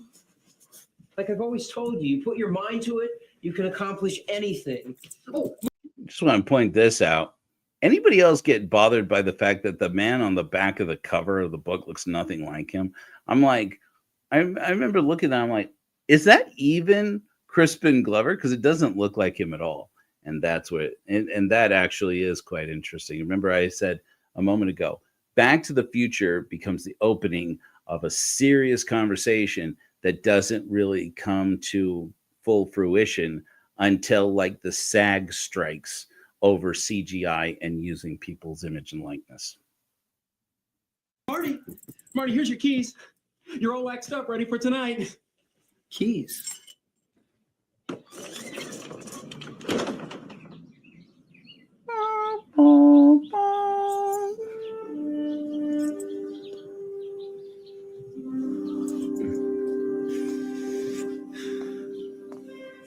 How about a ride, mister? Jennifer. Oh, you a sight for sore eyes. Let me look at you. Totally different girl. I mean, this one's the first girl. You watch the scene with Elizabeth Shue and you almost kick yourself like, what, they just put denim on her shoulders and all of a sudden she's Jennifer? And how did no one notice? Anyways.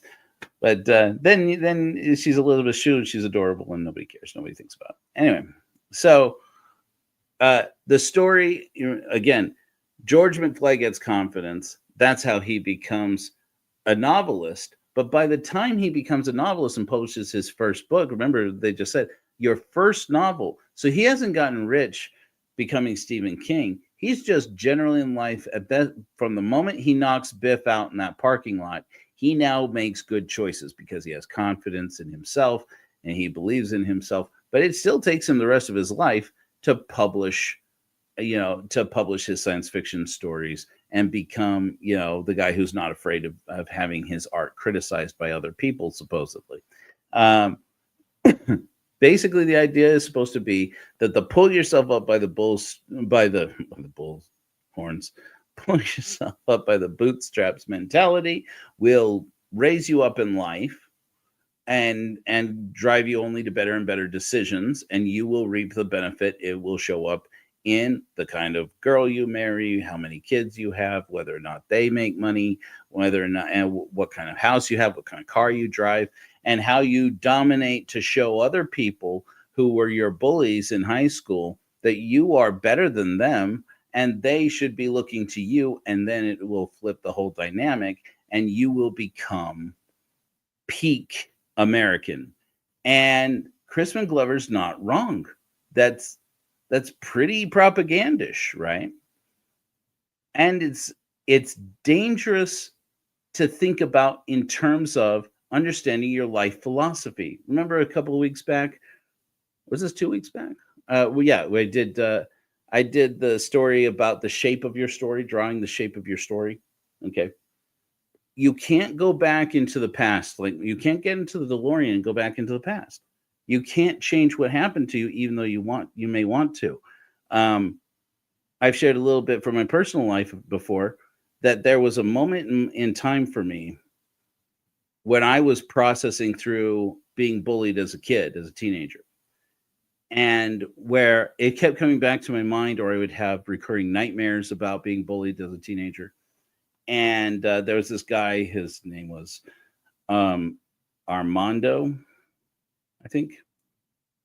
I'm glad I'm forgetting it now. And he used to bully me in art class in junior high, and it was hardly a thing. It really was not that much. Now I realize that. But I carried that well on into my adult years as a grown man, as a father, that there were these times when this guy really made me feel threatened and inadequate. He was a solid foot taller than me, or maybe that's just how I remember it. He was at least 100 pounds heavier than me, at least maybe that's just the way I remember it. And he had all of these friends that I know. And I just had to, I had to try not to sit next to him in art class because he would pick on me. And he would say, just, I won't repeat any of it. And because now I've healed from it. But I remember there was this time when I went, I said, I've got to go back into my mind. I got to get into the DeLorean and I got to go back and fix my bullying experience and just imagine it a different way. And then tell myself that's Marty McFly in the DeLorean. This is Joe going back. Armando probably doesn't, or Armand, I don't remember it.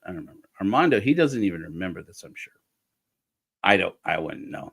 I never saw him again after that year.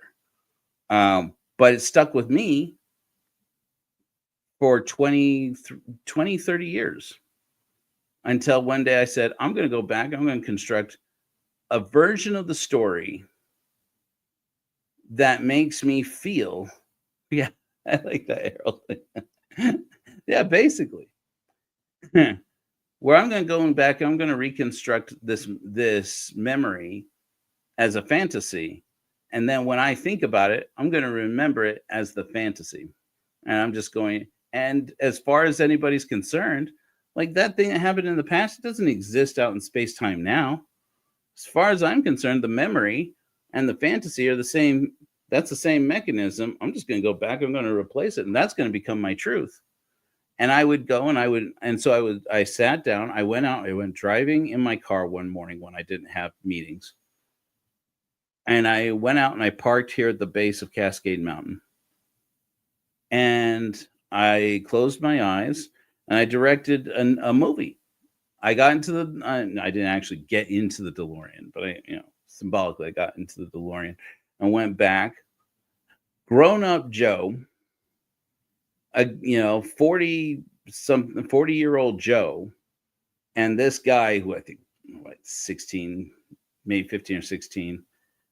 I mean, I was a freshman in school, and I maybe I just remember him being older than me. It didn't occur to me at the time that if he's like 15 or 16 years old and he's a freshman, that means he's been held back. That didn't even occur to me at this point. I was like, because this is my bully. I had nothing but hate for him and seething hatred for him. Seething hatred for this man, for this boy. He's not a man. He's a boy. He's a child now. I am the man. I'm 40 years old now. This memory is of a teenage boy. And I don't care. I go back, I regress back to being, oops. Sorry, Claudia. We're done with you. I regress back to being the boy, the inner child, the bullied boy. And I let that bullied inner child write the story. And I'm judging right now how much of the story to tell you.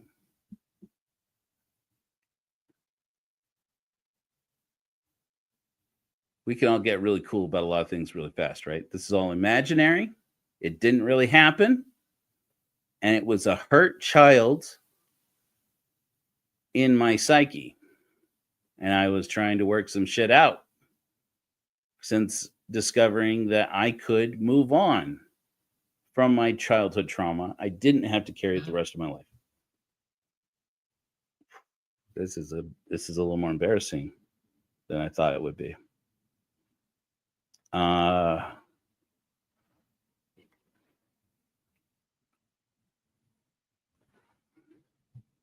I killed him.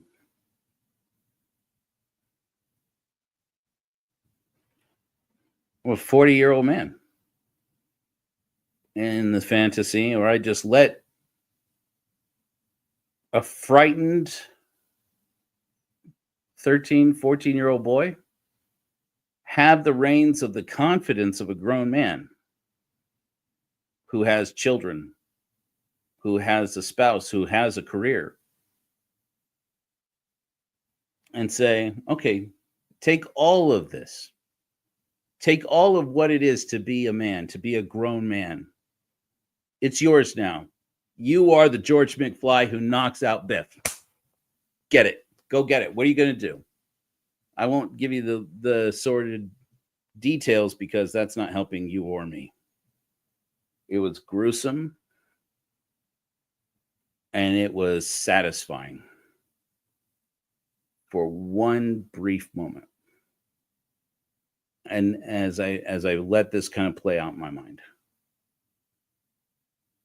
And then the shame just poured into me. Like I was an open receptacle for shame. Like it was so embarrassing in that moment that forced the 40-year-old me out of the body of 13, 14-year-old me to look back. And it's like, it was almost like I could confront my inner child and say, what the hell did you just do?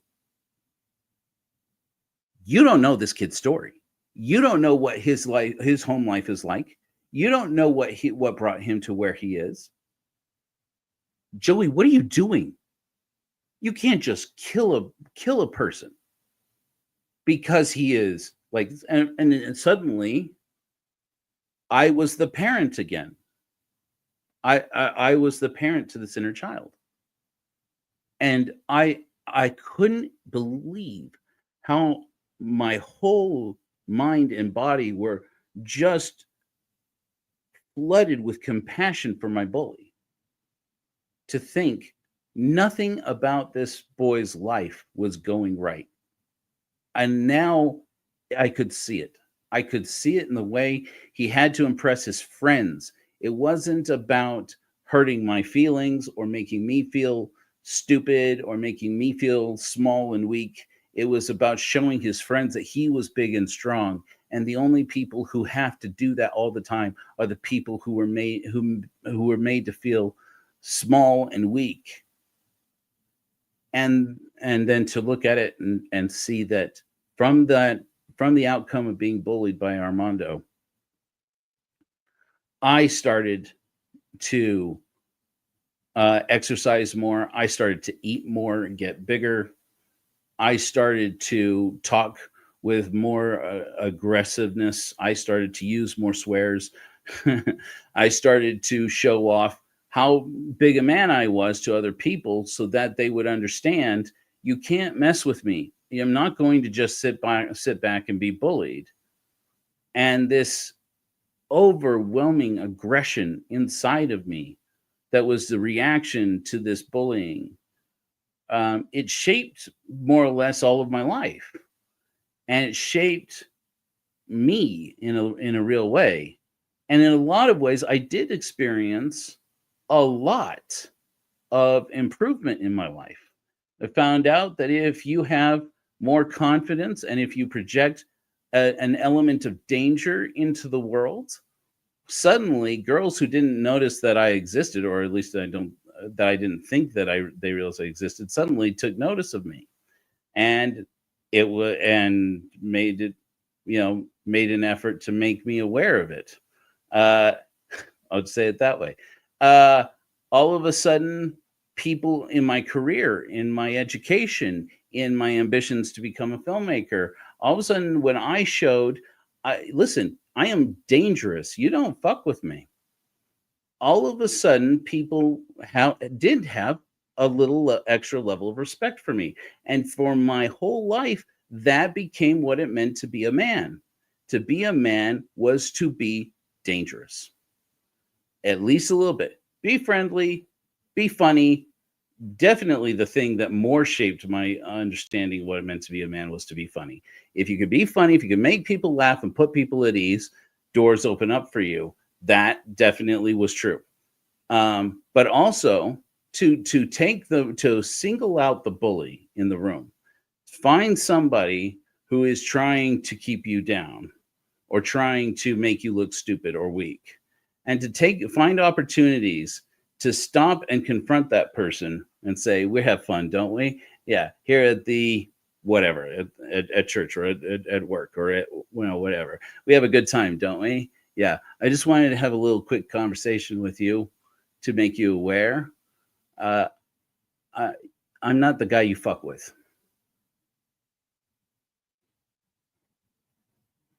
And then all of a sudden it was like, did I do something to upset you?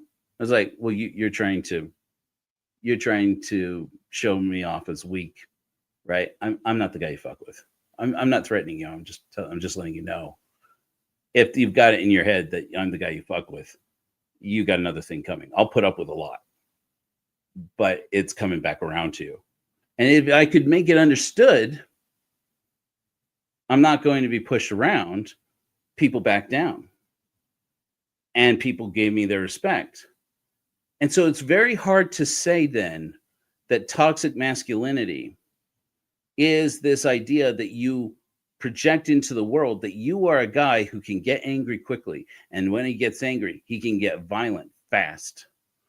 And I can it's in that healing that I can look around and say, how are the girls I wanted to date in high school supposed to take that if they saw that side of me?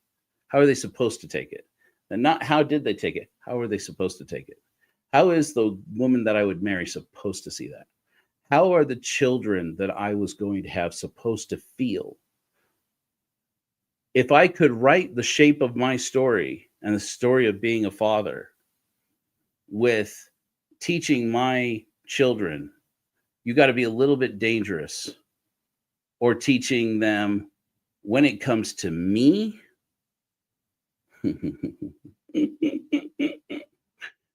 it comes to me and doing what I say, what dad says, you better do it, because dad will get angry. And if dad gets angry, dad gets violent. Would I ever want my children to feel like that's who I am, or what the kind of man I want to be? Or would I want them to be afraid? And the answer is no. So it's only in being able to look back into the past and see if you could let the hurt child within have reins of the power of an adult who has learned from these things and has the confidence and the strength, and to say no, it wasn't healthy to have those feelings, is a little contradictory inside your mind now. because it worked. Now apply it to something that has nothing to do with me. How many people, let's not get too specific. How many people in this world, how many of you out there now or in the future, how many people at some point in their life had to use sex or sexual appeal, sex appeal to get ahead? How many of you out there in your life know the experience of having to change your body to get attention, to get ahead, to find your way forward? How many people out there had to force themselves to throw up? How many people out there had to risk serious injury working out? How many of you had to change the way you dress, had to change how much you're willing to show, had to be a little bit uncomfortable, had to be a little bit embarrassed, had to risk being embarrassed? How many people out there know this experience of having to project an image into the world of the kind of person you are, that if you were to say it out loud in words would cause somebody concern, would make us in words say, you don't have to do those things. You know, how many people had to trade sex, like actual sex, for power in the world? If you think about that for a moment, and if that is your story, or the story of someone you care about, if you could take a step out of that person and be their mother, their father, be their parent for a minute, and say, would this person who on the inside, the inner child on the inside, who says, you can say, I didn't have to, I'm going to Obama this fly. If you could say, do you remember when President Obama killed the fly? It just occurred to me that somebody might take that in the wrong context. President Obama killed the fly. That's what I mean by Obama fly. If you had to if you had to lecture your inner child and say, you don't have to give up your body this way, you don't have to use your body this way, you don't have to use your confidence, you don't have to put yourself in vulnerable positions like this, you don't have to go courting the affections of adults, whether that's sexual affections, whether that is greed and money ambitions, whether that is position of status and power in the world in some way. You don't have to sacrifice who you are to appease adults. You are a child. You don't have to do any of this for the will of adults. And then if you are here listening to it as the child in that situation and saying to yourself, those are easy words, but I did it and it worked. That's the comparison to me and my aggressiveness. As a teenager who was an angry boy who showed off, I can break some things. I can damage something. And it would make you terrified to see me do it. I didn't pull it out all the time. But when I did, things changed. People who I saw as obstacles in my path got out of my path because they didn't want to get hurt, whether that was physically hurt or otherwise, or they have their job hurt or have their career options damaged in some way. I learned over the course of a life that part of being a man in America, being a man in the world, being a man in you fill in the blank, was in showing people, I'm going to be self-interested. I'm going to get it. I'm going to go for the gold. I'm going to grab it. I'm going to get it. It's mine. And if you're on my team, you'll get a piece of it too. If you're not on my team, don't be surprised when I steamroll right over you. And it's easy to say, you don't have to do that, Joe. For me, Dad, Joe, to say to Joey, my inner child, and say, you don't have to do that, Joey. It doesn't have to be like that. If you knew what I knew, if you had the benefit of 45 years of experience in this world, you would know that it's almost never you actually have to use that kind of aggression. You don't have to use it as quickly as you do. When I am Joey, I say, yeah, well, I don't have 45 years experience, do I? Well, that's fair. The reason why we can't go back into the past and live it over again, and you say to yourself, like that Paul Simon song, I knew a woman became a wife. These are the very words she uses to describe her life. She said, a good day ain't got no meaning. A bad day is when I lie in bed and think of things that might have been. Especially if you have depression, but really you don't have to have depression. Anybody can spend a whole day like that, just sitting there thinking about if you'd gone after the one that got away, which is the phrase famously, which is a phrase only used by lovers and serial killers.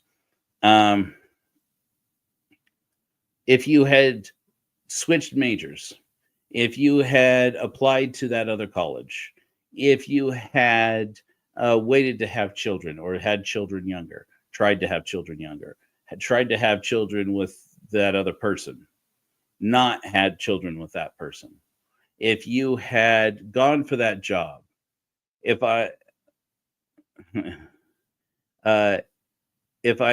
had moved across the country, if I had gone on a mission, if I had volunteered more, if I had made more friends, if I'd given up more in this relationship, whatever it is, if only I had done this differently, if only I'd done this differently, I wouldn't have suffered as much. First of all, you don't know that. Secondly, you needed that experience to get to being the person that you are now. And healing from it doesn't have to mean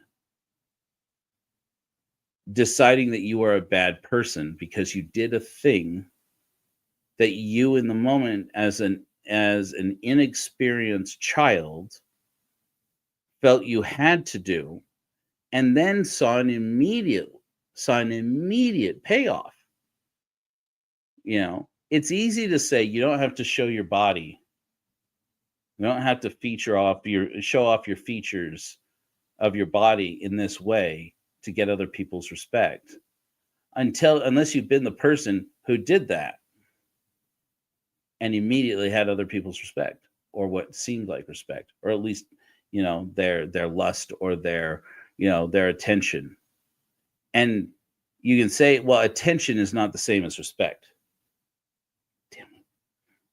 Attention is not the same as respect. But it feels like it in the moment, doesn't it? Especially if you are a child. So much pain and trauma in our lives and is carried in our brain. You've got this bag of salt and fats and proteins sloshing around in this hard shell, in the hard candy shell, that's carrying the only copy of your experiences everywhere you go. And if you could go back and take a moment and let it play out in your mind, the way that the injured child would relive it if they were that, if they had the courage of an adult, and if they had the benefit of experience. If you could replay that in that way, you might actually collapse it. Not because you remember it differently and change the past, right? Marty McFly problem. You can't go back and as the person you are now and change the past and become the person that you are now by not making the mistake. It's the mistake. It's the error in judgment that made you who you are. The healing is being able to go back and taking the moment to say, what did I miss here? Now that I am an adult who has the benefit of experience and age and confidence, has the comfortable enough moment to stop and go back and review it, I can realize that that child was doing what an inexperienced child with an underdeveloped brain, or a developing brain, let's say it that way, would do in that situation. And had I not gone through that situation that way, who's to say that I ever would have learned any of the positive effects that come from having made that mistake or having done it that way? So I gave you a bad example. Let me give you another example, something that I go back and I look back on my life, okay? So I learned how to be aggressive. And I learned that aggressiveness and assertiveness were good ways of getting ahead. But all of my teenage years, many of you, I think, probably know this story. I wondered, what is the difference between being aggressive and being assertive? Well, I feel like I really started to parse that out when I turned 16, because I was a good Mormon boy, and Mormons don't date until they're 16, at least when I was a kid. Most of my friends had boyfriends and girlfriends before then.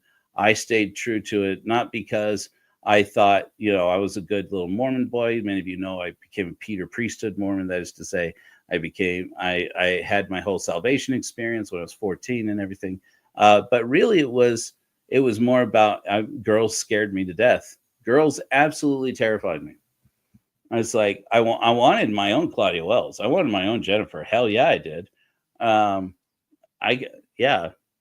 I'm going to drop it there. I wanted my own Leia Organa. I wanted my own, my own Agent Scully. I was a horned up teenager. Of course I was. We all were. Come on. Well, I don't know that all of us were, but I was. I know. I own who I was. And at 16, I realized this is it. This is my Marty McFly moment. I'm not going to get this chance again. I'm not going to get another chance to go back and live this life. And I remember very, very positive. Like, there's so much about my life that didn't turn out the way that it was projected to me by TV and Hollywood. And this get a girlfriend thing, get the girl thing, that's not going to be the case. This I'm going to take this, what it means to be a man, in my understanding, in this very simplified, very toxic masculine way. I own that now. I can see that now, okay, but I'm a grown ass man now, and nobody stopped to explain this to me. Marty McFly was my education in what a man was, right? Luke Skywalker was my education in what a man was. Han Solo too. Han Solo, man. Han Solo is my favorite kind of toxic masculinity. Anyway, it's still now. But I remember I was 16, and it was just before I turned 16. I was just absolutely floored by this girl. Her name was Rachel, and I talked a little bit about it in the book, in the core horror argument, because it set up my mission years. I knew that if I started really chasing after this girl, I would never go on a mission. I knew, and there was this moment where we were hanging out at the park across the street from our school, and we were lying down in the grass. That's right. I'll resolve your hero's story. And we're lying in the grass in this park, looking up at the clouds, and it was like a picture book moment. And she was so beautiful, and she had this boyfriend. She was a Mormon girl, but she wasn't a very good Mormon girl by that standards. And her boyfriend, she would tell me I was the safe boy that she could complain to about how her boyfriend was an asshole. And the safe boy that you can complain to about your boyfriend being an asshole, I could come later to realize was never going to be your new boyfriend. Or if it was, it probably would have been bad for her and for me. So it's easy now to see this probably worked out for the best for both of us. There's this moment where she turned to me, and I was looking at her. I had stopped looking at clouds because she was prettier than the clouds.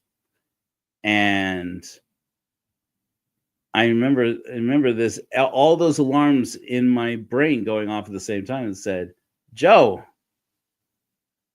kiss the girl.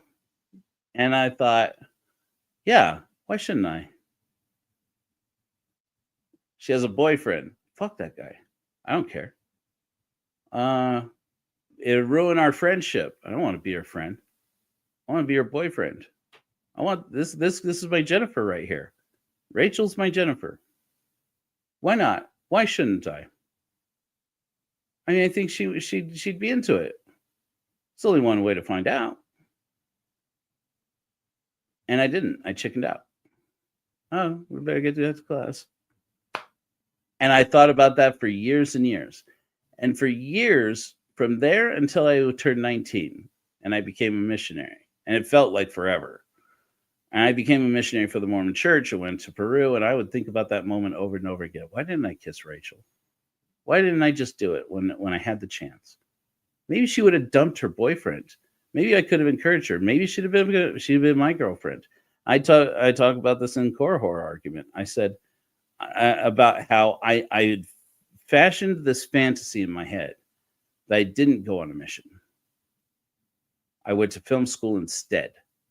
And I made my Hollywood dream happen. And I took Rachel with me. And we get married. We'd scrimp and save and make the best of things while we could. While I was in my college years, I would go to UCLA or USC. I would graduate. I would make connections in Hollywood. And, by 25, I'd be winning Oscars. I laughed. That really was my plan. I'm like, by 25, I'm going to take Hollywood by storm. I'm going to be winning Oscars for 25. Okay. 30 years of experience later, I can look back and say, that was never going to happen. And I can look back now and say, I'd have destroyed that poor girl's life. I would have ruined her life. I wasn't mature enough. I didn't understand enough about what made boys and girls different or what made us the same. I didn't understand enough about her story. Every time I looked at this girl, my hormones would fly off the handle, and everything was either about being horny or it was about being Marty. It was about being the cool guy with the truck and the denim jacket and the, down vest and who gets the girl, who knocks out Biff, who gets the girl and wins the day and changes everybody's life for the better, because he's aggressive and assertive and he becomes, and all of this. And it's like, I realized I wasn't falling in love with Rachel. I was falling in love with me. I was falling in love with being her white knight. I was falling in love with being the knight in shining armor. I was falling in love with being what she needed. And absolutely nothing about my fixation at that moment with her was about her. Oh, yeah. Are you a human? You're a human in the story, too. Oh, yeah. What's your story? Yeah, who cares? Yeah. I'll replace you with Elizabeth Shue. Nobody really knows. Just kidding. Rachel went on. She lived her life. We disconnected after high school. We disconnected before then. I don't know. She's lived her whole life, I'm sure, somewhere else. I'm sure it's a whole different story. But then it was a little less than, I want to say like 3 to 6 months later, I turned 16. And there was a girl named Stacy. And it was a situation where everyone around us could see the chemistry. Like, where people who were teachers of mine would pull me aside to say, "Are you going to ask Stacy out?" I was like, I don't know. Do you think she'd say yes? yeah, Joe, I think she'd say yes. Really, Stacy? You think with me? And she was quiet, but she was caring. She had a very she had a very bookworm girl kind of demeanor. She was cute as a button. I mean, she was beautiful. But when we were together, we just kind of fit. I was loud and funny and boisterous and aggressive and assertive, and she was quiet and demure and kind of happy to be there. But then when it was, when it was just us, it was like she could she could be a little more open. She could be a little more herself. It's like she could let her guard down with me a little bit. And I saw the person that she was once again. And once again, anyways, she was a couple years older than me. That was not unappealing. I was 16. The first girl I asked out on a date was 18. But it was just like, at the moment I was like, this just fits. We just work. And so I said, so one day I told her, I said, I think I have to go to the bathroom. And she's like, oh, really? You think? I said, yeah. Like, the head nod. And she's like, now I can look back and see how that could have been misunderstood. Now I see it. Yeah, now I see it. I'm like, I think maybe you need to go to the bathroom. And she's like, teacher's not going to give us 2 passes to go to the bathroom at the same time. I said, nobody's going to check us for passes. Let's go. And she's like, okay. And she was a little excited. That made it fun for me. And we just walked around the building, the building where we were, our school. And they're in Mesa, Arizona. And I said, we're not going to the bathroom unless you really need to. And she's like, I don't. And she's like, this was your idea. I'm like, okay, we're just going to walk around. And she's like, we're just going to walk around the building. Yeah, come on. And so we walk around the building, got all the way to the door. I said, back to our door, back to our classroom. I'm like, we're going to go around again. And she's like, why? And she's like, why? And I said, come on, let's just do it. So we walked around again. And she says, why are we walking around a building right now? And I said, we're waiting for me to get up the courage to ask you out on a date. And she's like, oh, how long are we going to wait on that? I said, not long. Okay. And I said, so you want to go to the dance with me or what? And she was flustered. That was the first time somebody had asked her out on a date. And she said, yes. She asked me to enter formal later. People talked about her like she was my girlfriend. But we only went on like 3 dates, I think, or 4 total. And she was adorable. We had a great time. And I look back on that experience in my life. I never really fantasized that I would give up my mission or that I would,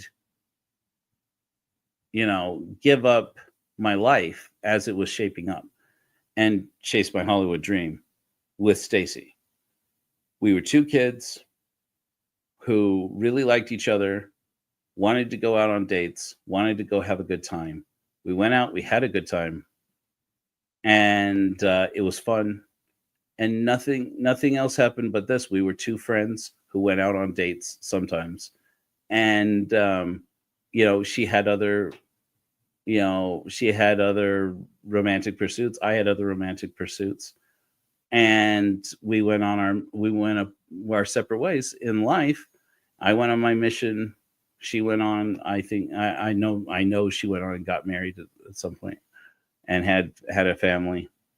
And we went on our separate ways. And I look back on all of that happened and think, okay, do the scenario like Armando.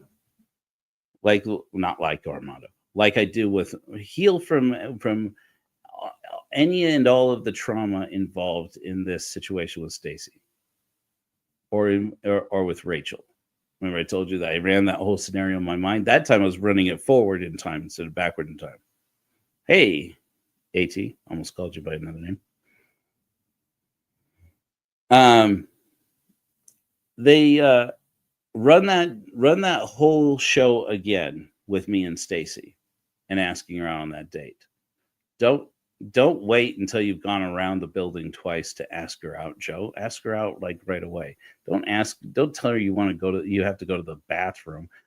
That's come on, guy. Think of something better than that. Like, I could sit there and I could play it out in my mind and heal from the trauma involved in that first time I asked a girl out on a date.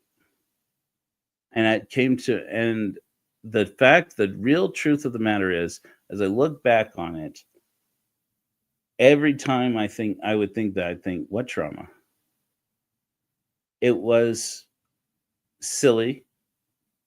I didn't look great. As I look on it outwards, I'm like this fat boy who's, too nervous to ask a girl out on a date, even when it's obvious to everybody that she wants him to. I can look at it from the outside and think, oh yeah, be more manly, be more macho, be more handsome, be more of this or be more of that, right? And when I think of it that way, I think, I bet she wouldn't have liked me if I did. I bet if I wasn't that, fat Star Wars geek who was quiet until he got excited, until you asked him something about movies, and then suddenly he was way too loud. For all I know, that's what Stacy liked. For all I know, that's why Stacy said yes. And I think, what would I change about the boy that was there in that situation? I wouldn't change a thing. I'd do it exactly the same. I wouldn't do anything about that moment different. I wouldn't do anything different. Even though that boy who had learned to be assertive and say, I should just do it. I should just ask her out. What's the worst that could happen? She says no. And then I'll play it off goofy and we're like, yeah, I know, right? I'm joking. And then I'll play it off and make it obvious I wasn't joking and that I'm embarrassed, and then run away. And it'll be funny and all my friends will laugh. Because if people are laughing with you, they're not laughing at you. Okay, Kim. The explanation for that comment. And I realized in that moment, I realized as I look back on it, that the boy who wanted to beat up and or murder Armando at 13 is the boy who asked Stacy out at 16. If I didn't have that trauma, would I have been the boy who gets the girl in high school? If I wasn't the traumatized boy in junior high? To be blunt with you, I don't think so. That boy who wasn't going to let anybody get him down and push him down and make him feel weak and stupid became the boy who went on a mission to Peru. Became the boy who, even though it hurt every cell in my body, walked up to strangers in Peru and in Spanish asked them what they know about religion, what they know about God. Do you what do you think happens after you die? I went, and when we had no one else to teach, and I would say, okay, I guess let's go. I will go do the thing that terrified me more than anything else in the world. And that was to go and start knocking door after door after door after door and get one Catholic after another telling me no. They would have stickers in the window of their homes that's basically said no soliciting. And then underneath, and it would always have either the Virgin, or it would have Jesus, or it would have the Virgin holding the baby Jesus, or it would have, the iconography of the Virgin of Fatima or something. And then they would And then right there would say, por favor, respeta nuestra fe, which means please respect our faith. And I remember thinking completely unironically, with no sense of the irony, looking and saying, do you see that? Because like one of my first companions told me, you see that when they have the sticker that says, no soliciting, please respect our faith? He says, those are the doors you always knock on. And I said, really? And I said, but shouldn't we respect that? I mean, he's like, oh, they'll hang out the door and point at you. And he's like, are you going to let that intimidate you? No. But I mean, isn't it disrespectful? Aren't we here to show the love of Christ? Aren't we here to be respectful? He's like, no. He's like, no. He's like, we're here to preach the gospel. Yeah, but isn't that what the gospel is? I mean, shouldn't we respect people's faith? Shouldn't we build on the faith they already have? And he's like, no, we're here to convert them to the true one. Mormonism is like peak toxic masculinity. And I, to survive that experience of being a missionary in Peru, I adopted it and I owned it and I became toxic. I became very toxic. And, I figured if I let the experience change me and let these missionaries who are more experienced than me, I now can see by 6 months or less, these missionaries who are more experienced than me teach me how it was done and be teachable. I could learn how to, externalize this masculinity, what I perceived as masculinity, and use it as an effective tool for bringing souls to God. And I learned how to be a little bit snarky, frankly.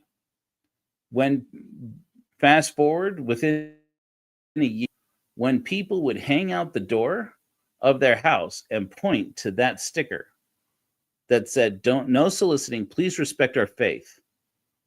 And I, your favorite ex-mojo, would look at them and smile and say, what's that? This is me just owning up to my past. This is all part of what made me me. What's that? It says, can you not read it? Do you not speak enough Spanish? And I would tell them in Spanish, I speak Spanish just fine.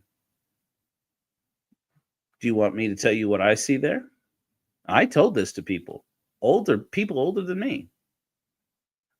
I see somebody who wants a sticker to defend their faith because they lack the conviction to defend it themselves. Why wouldn't you defend your faith to me? Tell me about Catholicism. Tell me how you know it's true. I don't need to defend my faith to some child from America. Really?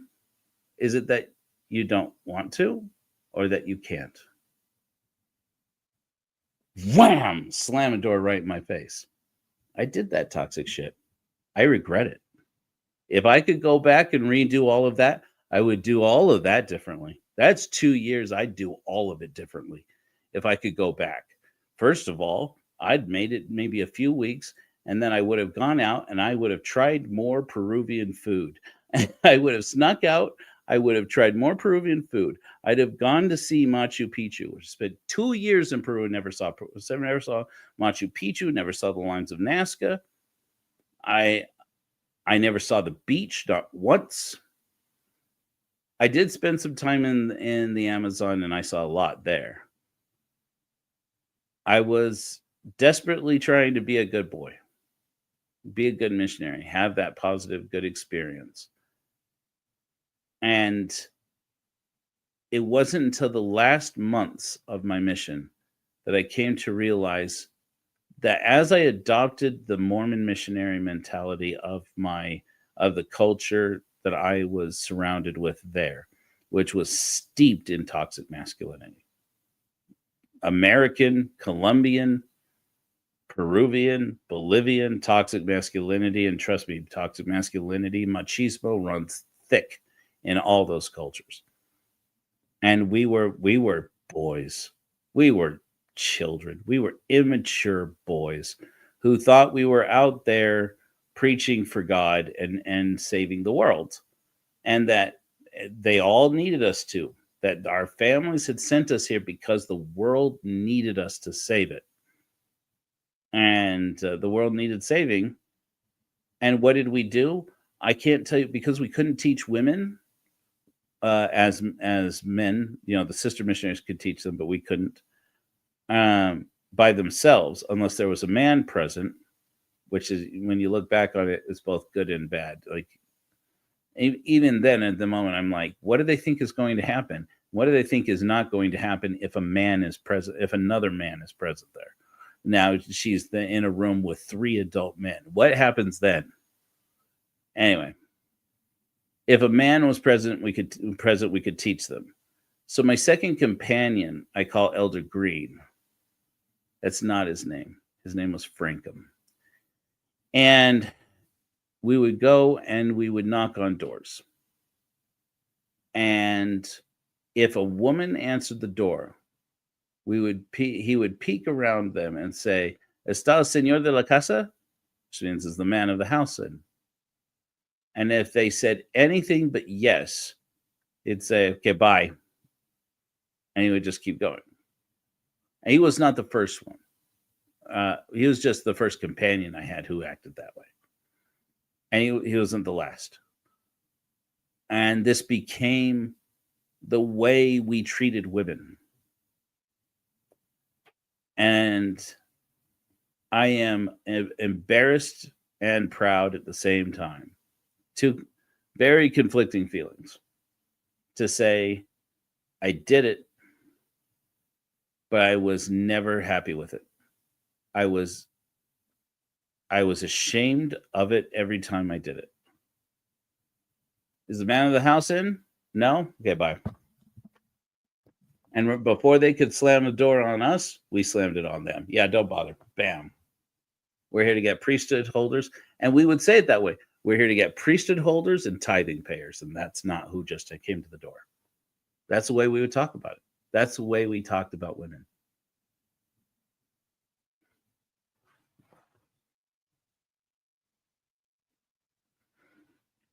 You only have to do that for long enough before it hurts your soul every time you even think about it.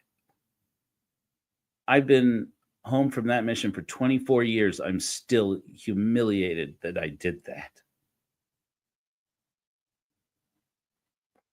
I did it for God.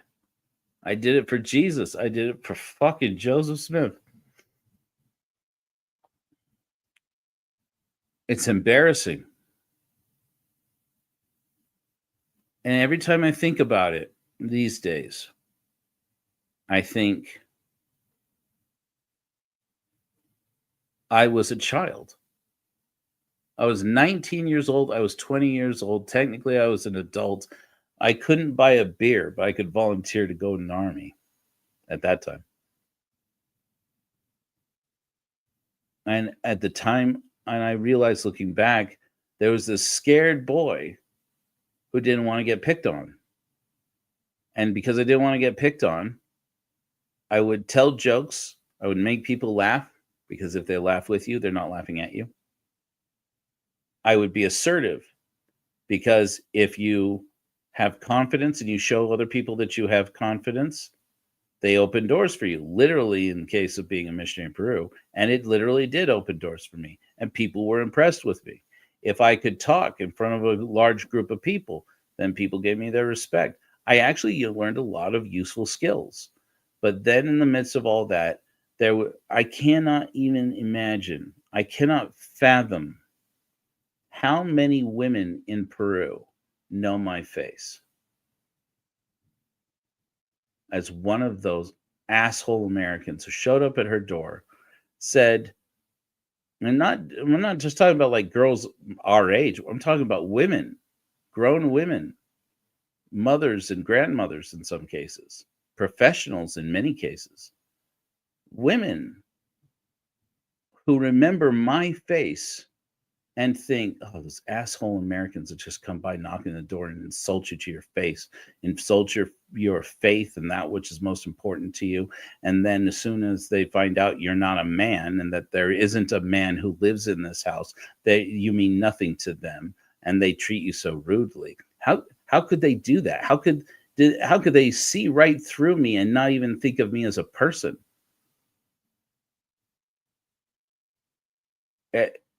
I did it. I did that. And every time I want to just grab Elder Joey and slap him across the face and say, what are you doing?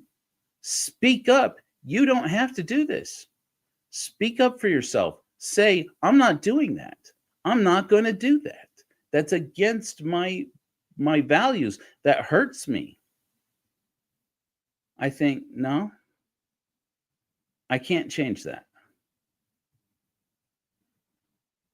That child is not guilty. I shouldn't have done those things. I shouldn't have been talked into doing those things. I didn't know what else to do. I was in a foreign country. I was surrounded by a culture I didn't understand and speaking a language other than my first language. And I was figuring out what it meant to be a grown person. Not just what it meant to be a man, but what it meant to be an adult. And until I could figure that out, I was never going to become the person that I became. And while those 2 years are so full of things that are embarrassing to me now, I don't think I would have become the person I am now had I not done them. That's why I say that the wisest person in the Book of Mormon is this atheist Korihor, who said, a child is not guilty because of the transgressions of his parents. Yeah, a child is not guilty at all. A child has to learn by making mistakes. That's what childhood is. That's what life is. And one of the values of Korohorism, originally I had written it out as the joy of children. Till I ran that by a few people and found out almost every woman, at least all the ex-Mormon women I knew who heard something entirely differently. And I say, why is that a value? And I said, well, we want children to have lives that they enjoy, right? So if we can make lives for children better, provide for the joy of children and even our inner children, we have improved the world. And almost every ex-Mormon woman I ran that by said, but I'm not obligated to use my body to produce children for you, Mr. Man. And I went, oh God, no. No. What? No, of course not. No, absolutely not. I have a purpose. I have a future. Maven laid it out for me one day on one of our broadcasts. He's like, I have a future. I have choices. I am my own person myself. I don't have to make people. I'm like, no, wait a minute. I'm giving off the wrong impression here. That's not what this is about at all. I brought that same day. I brought upstairs. So I took that reaction that Maven had to what I said. I took it to Molly, my wife. This is a woman I have lived next to and raised a family with for 20 years. I said, if I say the joy of children, what do you hear? And she said, I'm supposed to use my body to make children for you. And I went, holy shit, are you kidding me? And it's just another one of those moments where I came to the realization that I did not grow up in the same world as these women. They are experiencing a different language than I am. It's a whole different language. And then I'd explain what joy of children was. And Molly's like, I don't hear any of that in the words, the joy of children. I'm like, really? I'm like, maybe we'll call it the joy experienced by children. She's like, I don't like that either. That sounds hokey. And I said, okay. I said, really what it's about is this thing that I had talked to Britt Hartley about in my interview with Britt Hartley of No Nonsense Spirituality. And I said, and she said, you have to allow your inner child to have room to play. I said, we'll call it room to play instead. We'll just steal it. And I don't know that I ever sold anybody on that. That was better, but it fits right for me. To realize that you must allow your inner just like you would allow your child to have room to play. Let them play, because if children can't play, there's no purpose in life, frankly. If children can't play, what are we doing any of this for? If children can't play, they don't learn, they don't grow. Mr. Rogers was a man with his own toxicity from time to time. Mr. Rogers used to say, play is work for children. That is their job. Their job is to play. And I do believe that. Presbyterian minister or no. A child's job is to play. You must let the child play. Well, this experience, like I told you guys about, with like taking time to heal from, oh, wow, that's very different.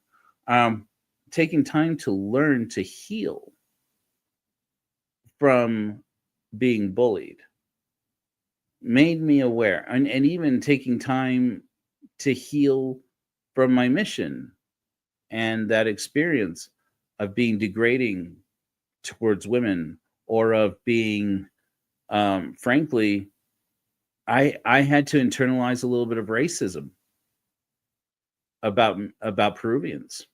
That since now that I look back on it, can say I thought I made it out of 2 years of in Peru, just having fallen in love with the people of Peru.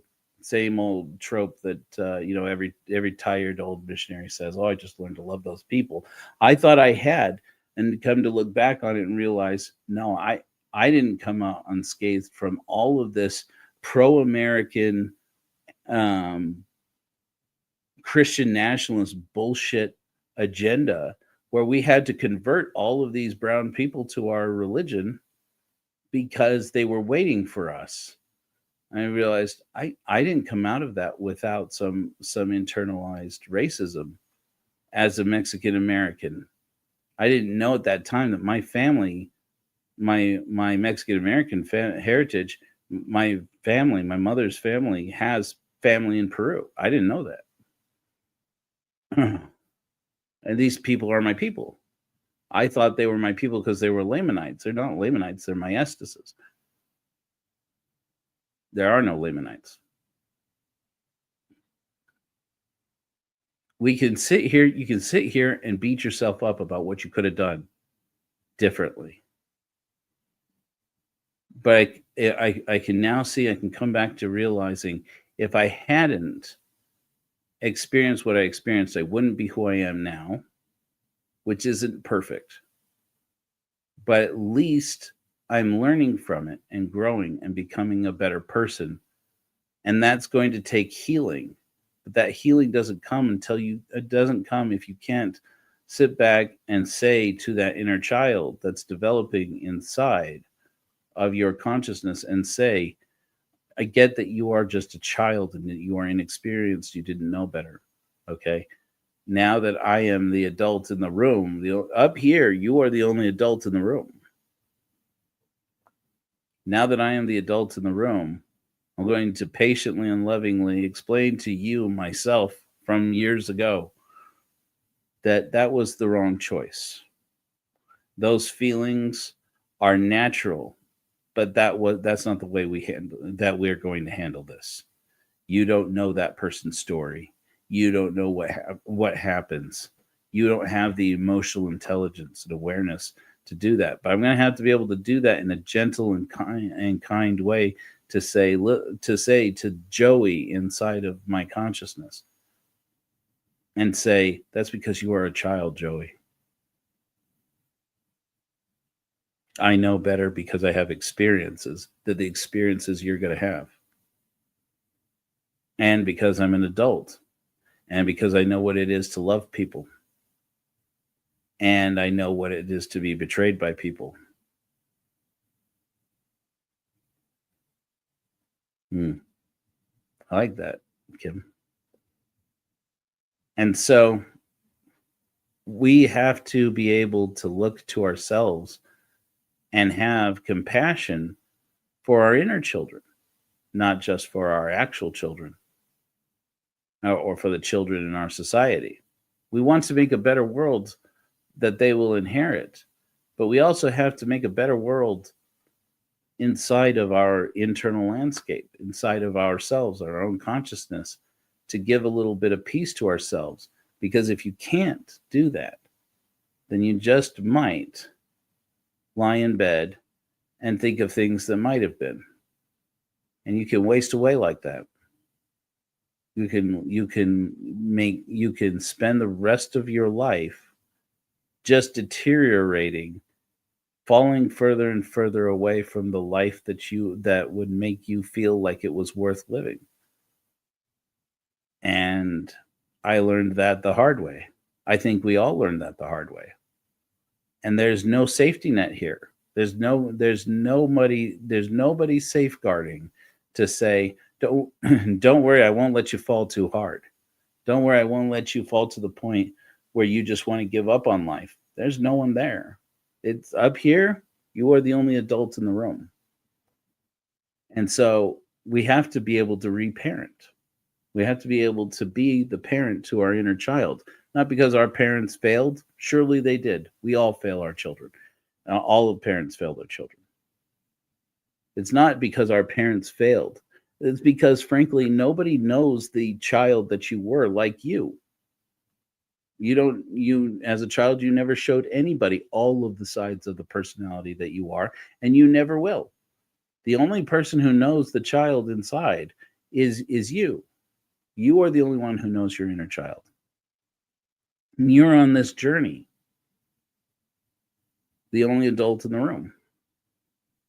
So if you are the only adult in the room, if you are the only parent upstairs, how much more important to give your inner child room to play and say, listen, you had to do what you had to do to get to where we are. You had to survive. That took a lot of guts. That took a lot of guts just to make it from day to day, just to get out of where you were and become your own Marty McFly. Become your own George McFly. Knock out Biff. Get the girl. Get the car. Do the camping trip. Do the American dream. Follow all that bullshit logic. Follow it. Chase after it. Because what's the alternative? To stop trying? You chase after it, you chase after it, you chase after it. You find out it's not what people sold you on.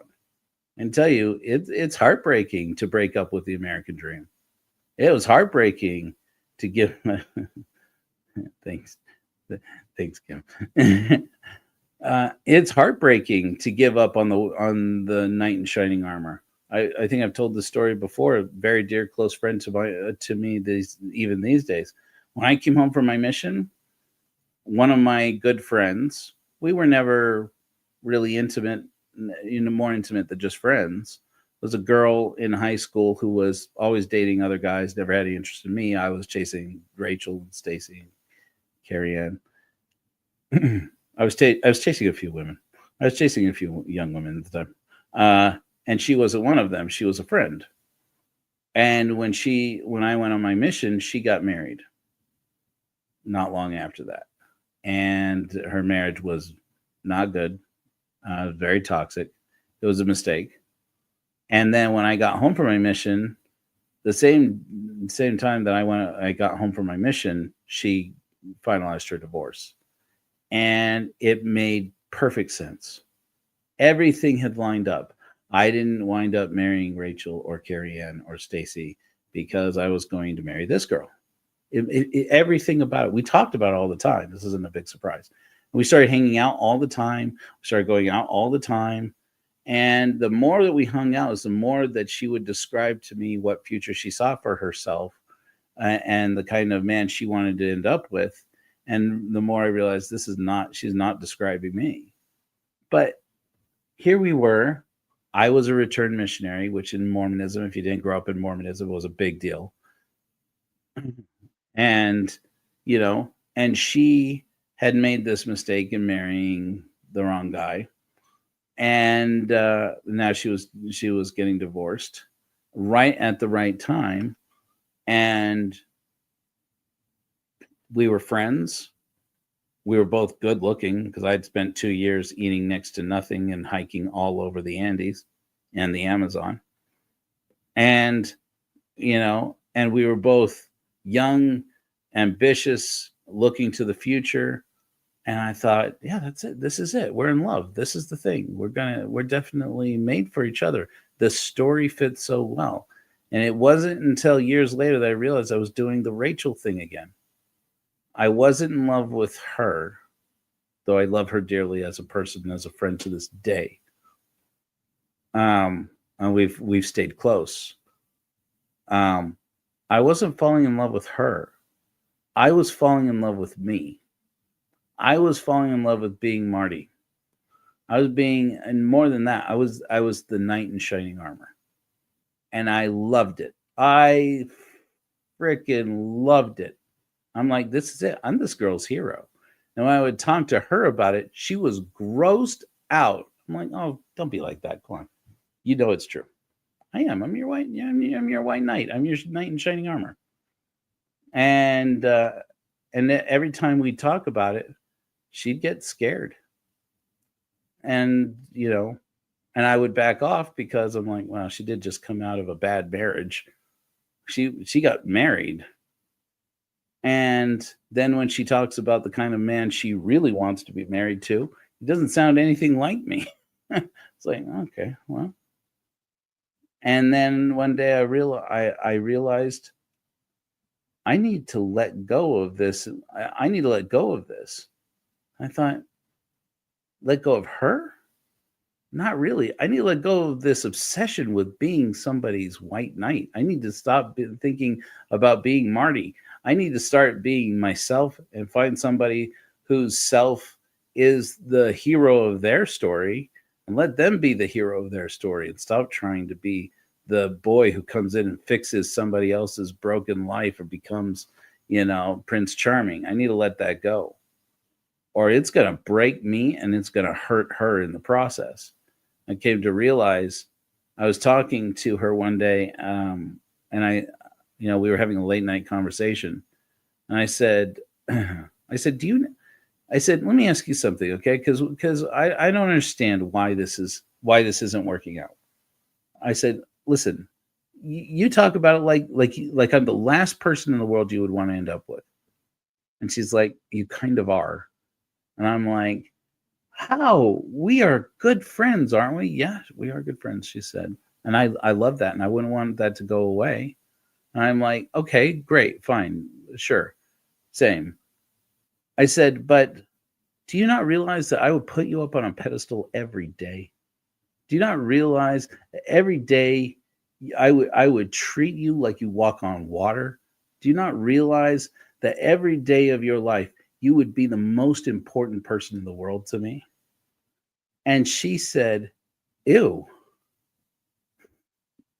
Just like that. Was not what I was expecting. That is not what Jennifer says to Marty McFly. That is not what Jennifer says to Marty McFly, right? I said, ew. And she's like, I don't want to live on a pedestal. Like every day of my life, any mistake I make, you're going to judge me for?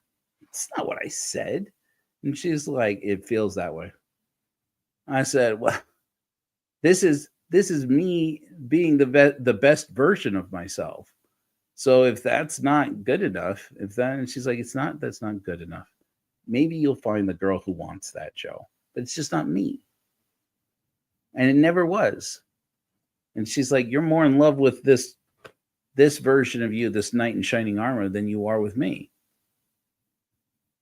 And I realized so very strongly that she was right.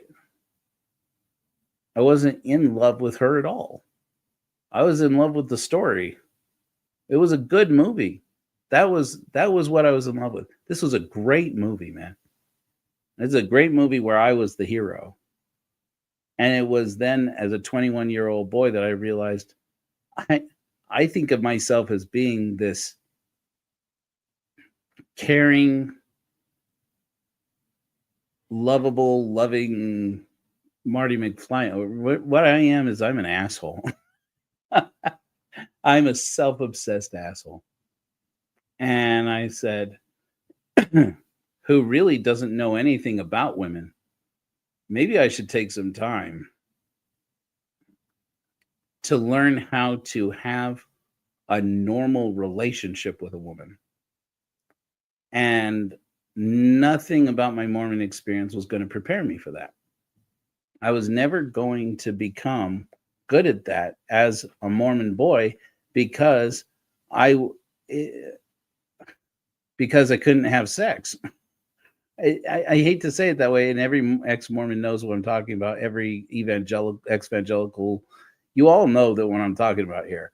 There's so much pressure to not have sex that we were so turned up in this horniness all the time that nobody had time to stop and get to know each other as people because we were too obsessed with either with trying to get laid or more while also trying to not get laid all the time. And the humanity inside of our brains was lost in this tug of war between get laid, don't get laid, get laid, but don't get laid, but get laid, but don't get laid, but get laid, but don't get laid. And, and I'm like, here we are, we're two attractive people. We're the same religion. We got the same, values. We got this story. Everybody around us can see it, except for my mom, apparently. I got, again, all these women claim my mom was chasing them away. I still don't see that. Maybe I will one day. But anyway, the Lorraine in my life was in love with my story too. But I was so focused in this narrow perspective of what it meant to be her and what it meant to be me that I was never going to grow into a person who really saw a woman that I wanted to be with, or whose story, that a woman who was the hero of her story, who was her own knight in shining armor and didn't need me to be. And I was never going to get to that place chasing after this dream. You have to give your inner child room to play. Just like you give your own children room to play, if you have children. Just like we all hopefully are working to build a world where children don't have to be traumatized by adults and the stupid, awful, abusive things adults far too often do to children. Just like we want to build a world where children have room to play, you have to build the room inside of your internal landscape for your inner child to play, and give it some compassion to say, you made some pretty stupid mistakes, but that's what being a child is for. Play is your work. This is your time to learn what it is that makes life worth living. You shouldn't have to struggle against adults to find that. You shouldn't have to struggle against governments and laws to find it. You shouldn't have to struggle against your peers to find it. But you do. That's what being a person is. That's what being alive is. That's what being a child is. And it sucks. It's unfair. In a world where there was a God making sound, reasonable choices about how to develop personalities, there's a billion ways. I can tell you I would come up with a system that was better. That was better. I talked about this. I wrote this thing a long time ago called My Heavenly Grandfather. I called it my Lost Mormon Planet, Equus, I think I called it. That one day I would have that when I was a kid, I thought I was going to become a god because I was Mormon. And I thought that when I become a Heavenly Father, it's a deep, dark secret. When I become somebody else's Heavenly Father, I'm doing all this different. The way my Heavenly Father did this, maybe I'll learn better, I figured. But I'm going to do all this different. I said, instead of prophets and apostles, I'm going to come down and have like little conferences every so often. And every so often, I'm going to sit down and explain and let them talk and tell me what struggles they're going through and what they're learning. And I will impart wisdom to them directly. And then I will make sure that there is a hierarchy of mentors, of people whose job it is to just help you through a stage of your life, not your whole life, just a stage of your life, and make sure that those mentors are actually skilled in and are actually vetted to make sure they have the character, the education, the experience, the background, and the wisdom to assume those roles.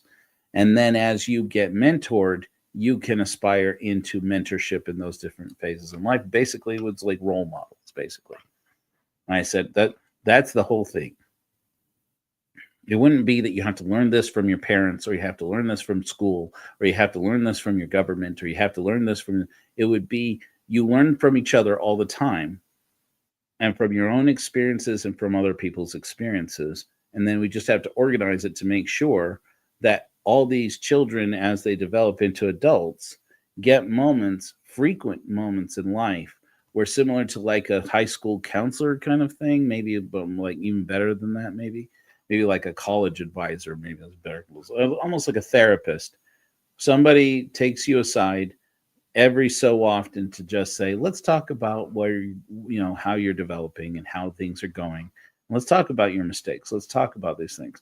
That's how I would do it. That's how I would have made this world if I were doing it that way. And the idea that what happens is that we have this loving, caring Heavenly Father who sends us, throws us into a world of pain and suffering and says, sink or swim. Go on, kick your little feet. You're going to drown. You better learn how to flap your arms around and stay afloat, or you're going to die. I wouldn't. Why are we supposed to worship this wretched being who that's his only way to teach children? I'm a better father than that Heavenly Father. I'm a much better father than that Heavenly Father. And I'm a toxic male asshole raised in America, convinced by Hollywood propaganda that I'm the hero not only of my story, but of all of yours. At least I know. At least I know. Amen. Thanks for hanging out with me, guys. I know that I go long these days, but I don't know. Sometimes I need it.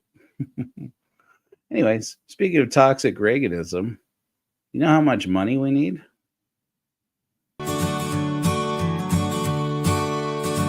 We built this hall with borrowed bills, wrote these songs on broken windowsills, our altars made of old tin foil, a godless church built on digital soil. But if the poor church mice who passed those plates woke up with a Robin Hoods in their face, we'd rob St. Peter right down to the floor, finally make their God stand for something more. Oh, we'd fleece Mammon's coffers, their starving flock to feed, send them back to Jesus without their means, sow those Judas steeples into unholy sod. At last we'd have more money than God. If Uncle Sam had their money, he could feed the folks they don't. The godly men get elected so that they won't, while they dance round the mountain with their golden calf, will cast their tablets down on Yahweh's behalf. When saints who pay to pray in their pews look to Korah or get some good news, oh, we'd fleece Mammon's coffers, their starving flock to feed, send them back to Jesus without their means, sow those Judas steeples into unholy sod. At